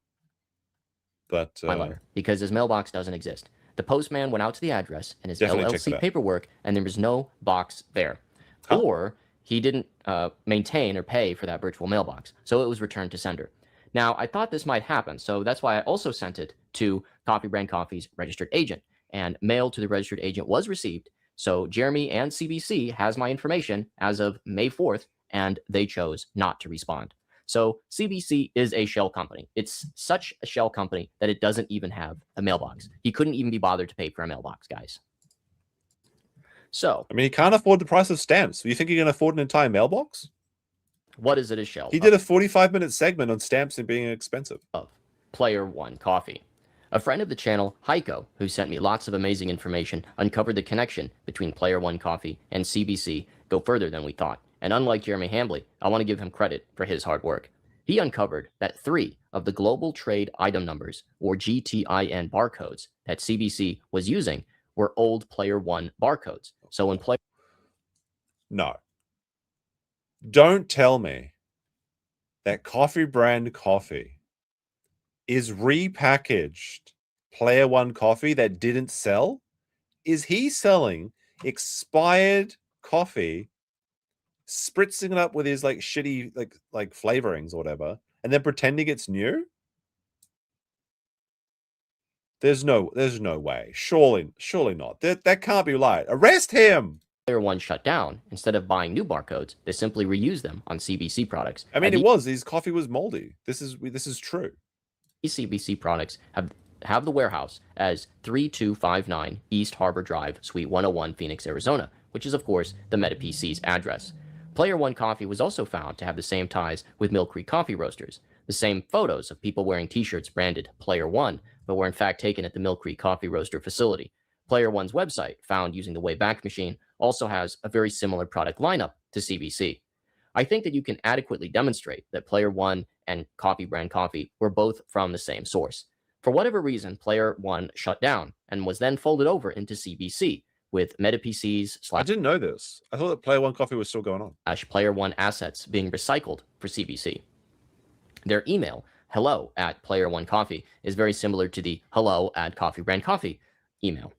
That email... This is bad. Like, this is actually, like, obviously we've been clowning on the coffee company for a while, but, like, we thought at least it was Mill Creek Roasters, so they have the gay beans or whatever. Like, whatever, okay. They made it political. It's all gay. All the beans are like Skittles. They're different colors of the rainbow.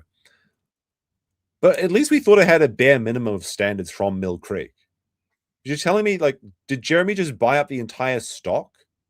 Is that what the $300,000 went? To buy up all, like, he's like, I need to buy the coffee roasters, the K-Cup machine. Did he just buy all of their stock? So they got a big fucking payout from Jeremy's dumb business behavior. And then he just relabels it? There's no way. Like, honestly, like, this actually should, like, it was all fun and games to say report him for the labels and everything before. Like, it was all funny. It was like, haha, TT. Like, unironically, they need to do an investigation into this because this is actually a pretty big scandal. That I received from Angel was probably from Angel, who is listed as the warehouse manager at MetaPCs. So a big shout out to Heiko for making these connections. And this Angel is probably the same Angel that communicated with Alyssa Clips, friend of the channel. By the way, everyone should go subscribe. And she tried to buy some Coffee Brand Coffee merchandise recently, and Angel also replied to her. So it's probably the same guy. I did a little more research as well. Something that always bothers... Why does Jeremy look like a weird, like, amalgam of people in every screenshot? Like, he's the embodiment of a face for radio, but he can't speak either. So what can he do?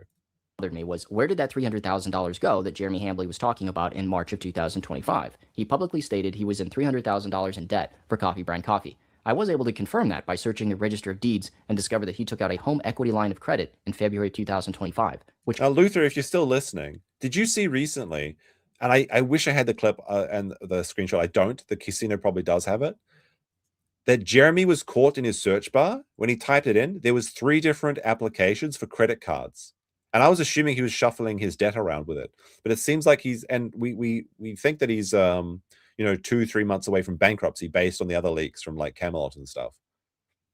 I wonder if that's related to this.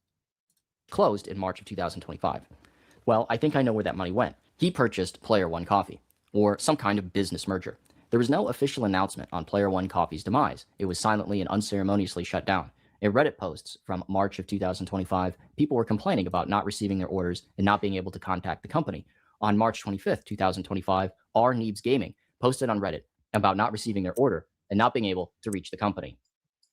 Something that always bothered me about Coffee Brand Coffee was that Jeremy is very lazy. He pays people to do everything for him and tries to buy his way out of having any responsibility because he is a man-child. So it's very out of character for him to create a whole coffee company from scratch, even if it was a drop-shipping company.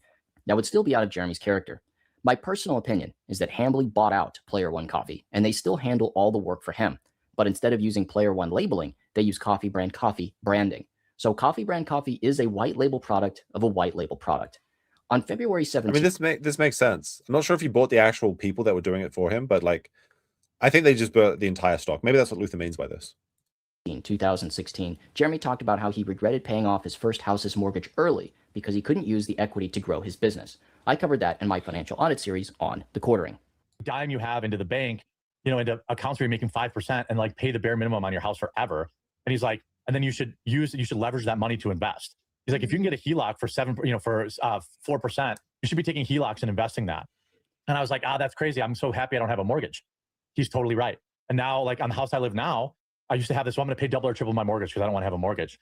I've gone to just paying the exact amount that's on my mortgage and like using my money to like build the studio. Or he's like, you have to leverage your debt. Your debt is like, and he was like, if you're out there listening, like as somebody who's now lived through the 10 years since he told me that, he was so right. He was so right. Like, well, I thought Jeremy paying a house off early, that doesn't sound like him. Surely I can fact check this. So I did. And it's crazy how much information Americans can get. Like this only like these sort of like investigations, true crime, citizen journalism, it's actually really only possible in America. You just can't get this information in other countries generally. Jeremy wasn't lying. Jeremy purchased his first house with his wife before they were married in 2006. They paid the mortgage off early in 2010. So from 2010 to 2021, 11 years, they had a fully paid off house.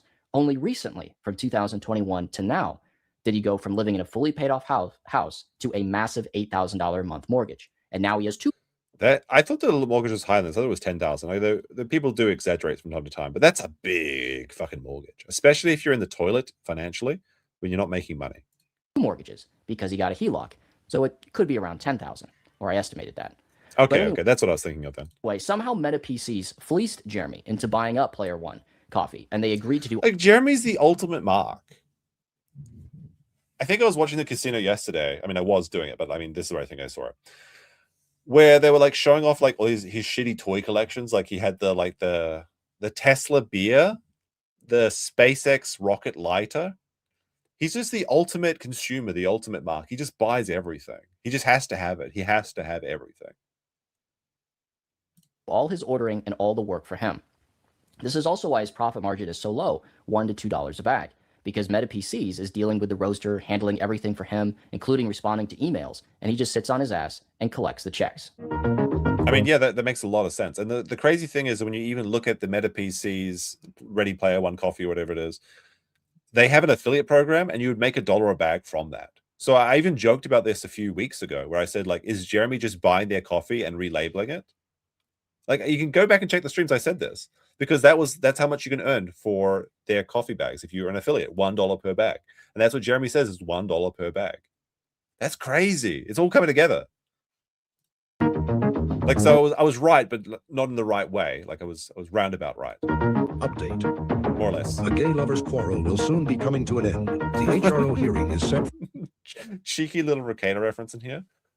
Ricada hasn't been interesting enough to talk about recently. I know a lot of people are asking if the Ricada segment will return, but like, honestly, he's figured out the secret, which is be boring and people don't talk about you.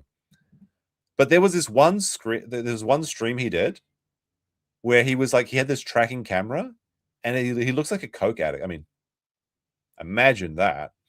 He looks like he's high though, is what I mean.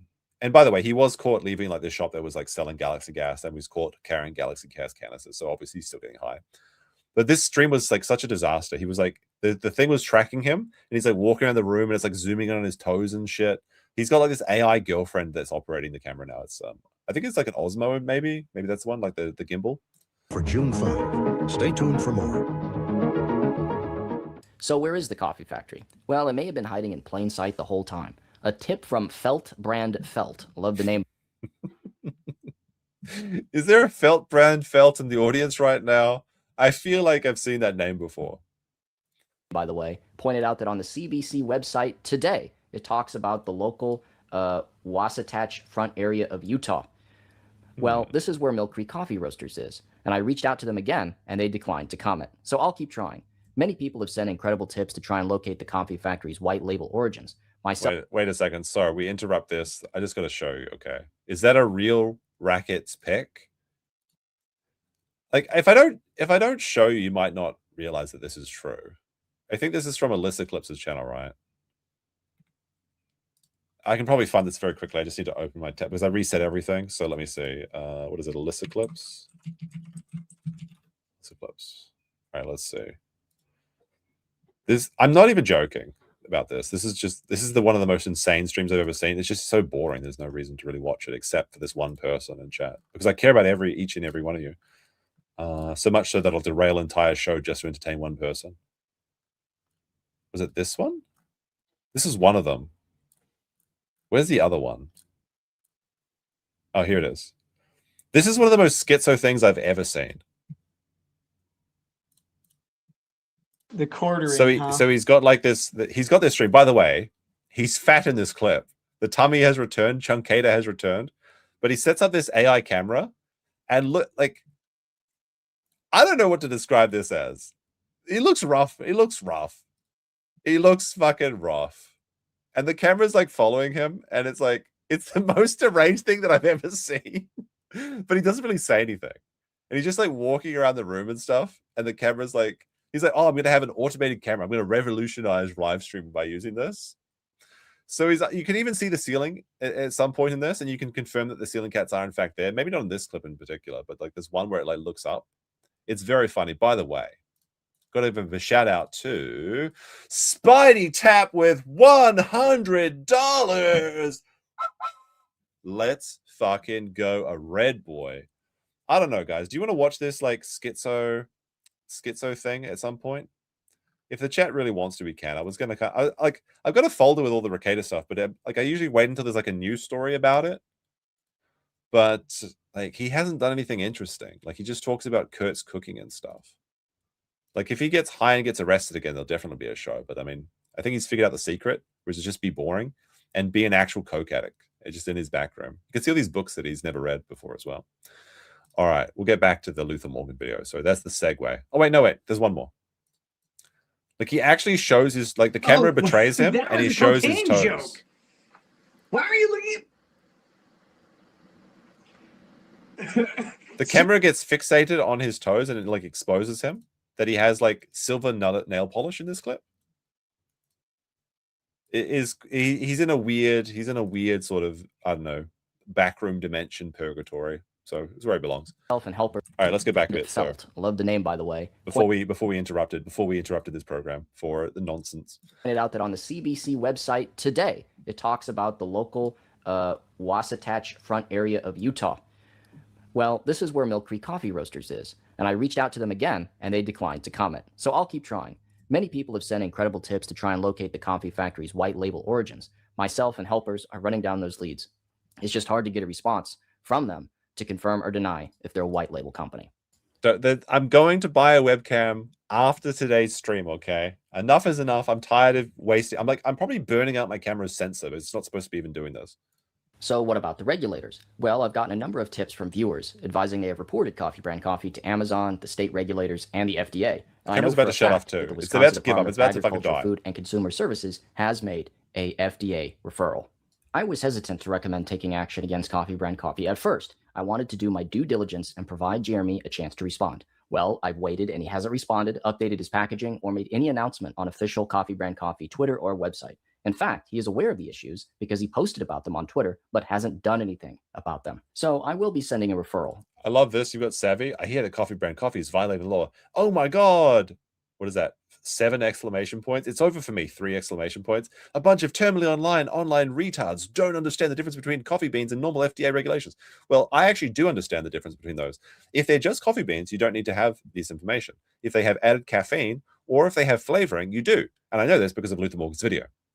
To the FDA and Amazon and reporting Coffee Brand Coffee for non-compliant food packaging. And I would encourage, if you have a bona fide feeling If you truly believe that it is not compliant with the food labeling requirements as we've outlined in these videos, and you've done your own research, I would encourage you to do that as well. Do not let the bystander effect take place. Exercise your civic rights and participate in removing this non-compliant and possibly dangerous product. And for people saying, oh, this is internet drama or this is going too far, listen, I don't talk about Hambly's personal life. I don't talk about his wife. This is about food safety. And if he wants to sell a food product, he has to comply with food regulations like everybody else. I don't want to destroy him or his company. I just want product transparency. So if you bought this item on Amazon like I did, you can go down to the Amazon page where it says report an issue with this product or seller. And you go through these prompts, and I won't go through it all with you right now, but I will be reporting this product for the numerous issues that we talked about in the prior videos. I mean, if he bought the coffee, he's well entitled to do that. As are you. I will also be sending certified mail to Amazon. I will also Oh no, not the certified mail attack. This product to the FDA. Again, like, why are you making enemies, Jeremy, with a guy called Luther Morgan? Oh my goodness, the camera actually gave up and died. On the FDA website, and this link will be in the description of this video. And if you have a bona fide reason, if you have an above suffer Sony A7S III that's not designed for webcam streaming board concern, report it to the FDA, and then they'll take the appropriate action necessary. So we'll be waiting to hear back from Amazon and the FDA, and I will keep you updated. If you have a hot tip, you can email me or contact me on my contact page on my website. If you enjoy this video, please like and subscribe. If you like this more analytical approach, you can read more about Hambly along with 5 other lolcows in Lolcows, The Internet's Never-Ending Tragedy at Amazon, Barnes & Noble, and local bookstores with a special order. It's also an audiobook on Audible and Spotify. Yeah, go buy the man's book. Like, come on now. All right, chat. We still got to cover. Let me see what we've got. We've got this one quartering thing here. I was going to check out. This is the Twisted Mind of Jeremy Hambly, the quartering found footage by Mind Spiral, which is a new animator has hit the building. I think we've also got the Destiny and Frogan stuff to cover. I wanted to cover this Brian Upchurch guy. Do you guys know this guy? Brian Upchurch? He just got a penalty for $17 million. Basically, he's like a rapper / musician. And he was doing a true crime podcast, and he claimed that like these family was like grifting off of a fake dead body, and he got a $17 million judgment. Like, it's fucking wild. But I think we're going to do that over on Kick. We might do the Kick transition. So we're going to go over to Kick. We got Kiwi Possum gifted a rage quit saying, bro, Ricada is so smug about being gross. He went on this rape threat spree for a desperate scream for attention. I do have that stuff.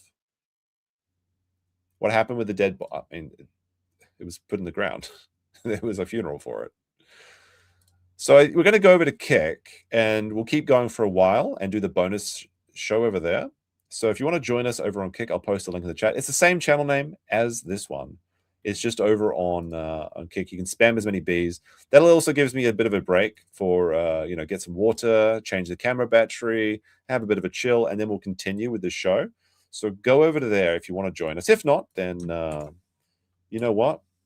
We'll stream raid someone if we can. Who's streaming? Is Sean streaming? I thought I saw Sean streaming before. Is he still streaming? Let me have a look. Is Sean live? I don't see him. Let me see. Maybe not. Maybe not. All right. Go over to Kick, and we'll see you in about. We're going to play a quick intermission song, and we'll be right back. So, if you're going to leave us, then thank you very much. And if you're a replay crew, then be sure to leave a comment. All right, we're going to play some Rama Rama, which is our favorite intermission song, because it's so good. Wait, there's a cover of Rama Rama by Songs in the Sea of CWC? I haven't heard this edition. What is this? All right, we'll watch the Rama Rama cover by CWC. And say peace to YouTube. Spam those bees.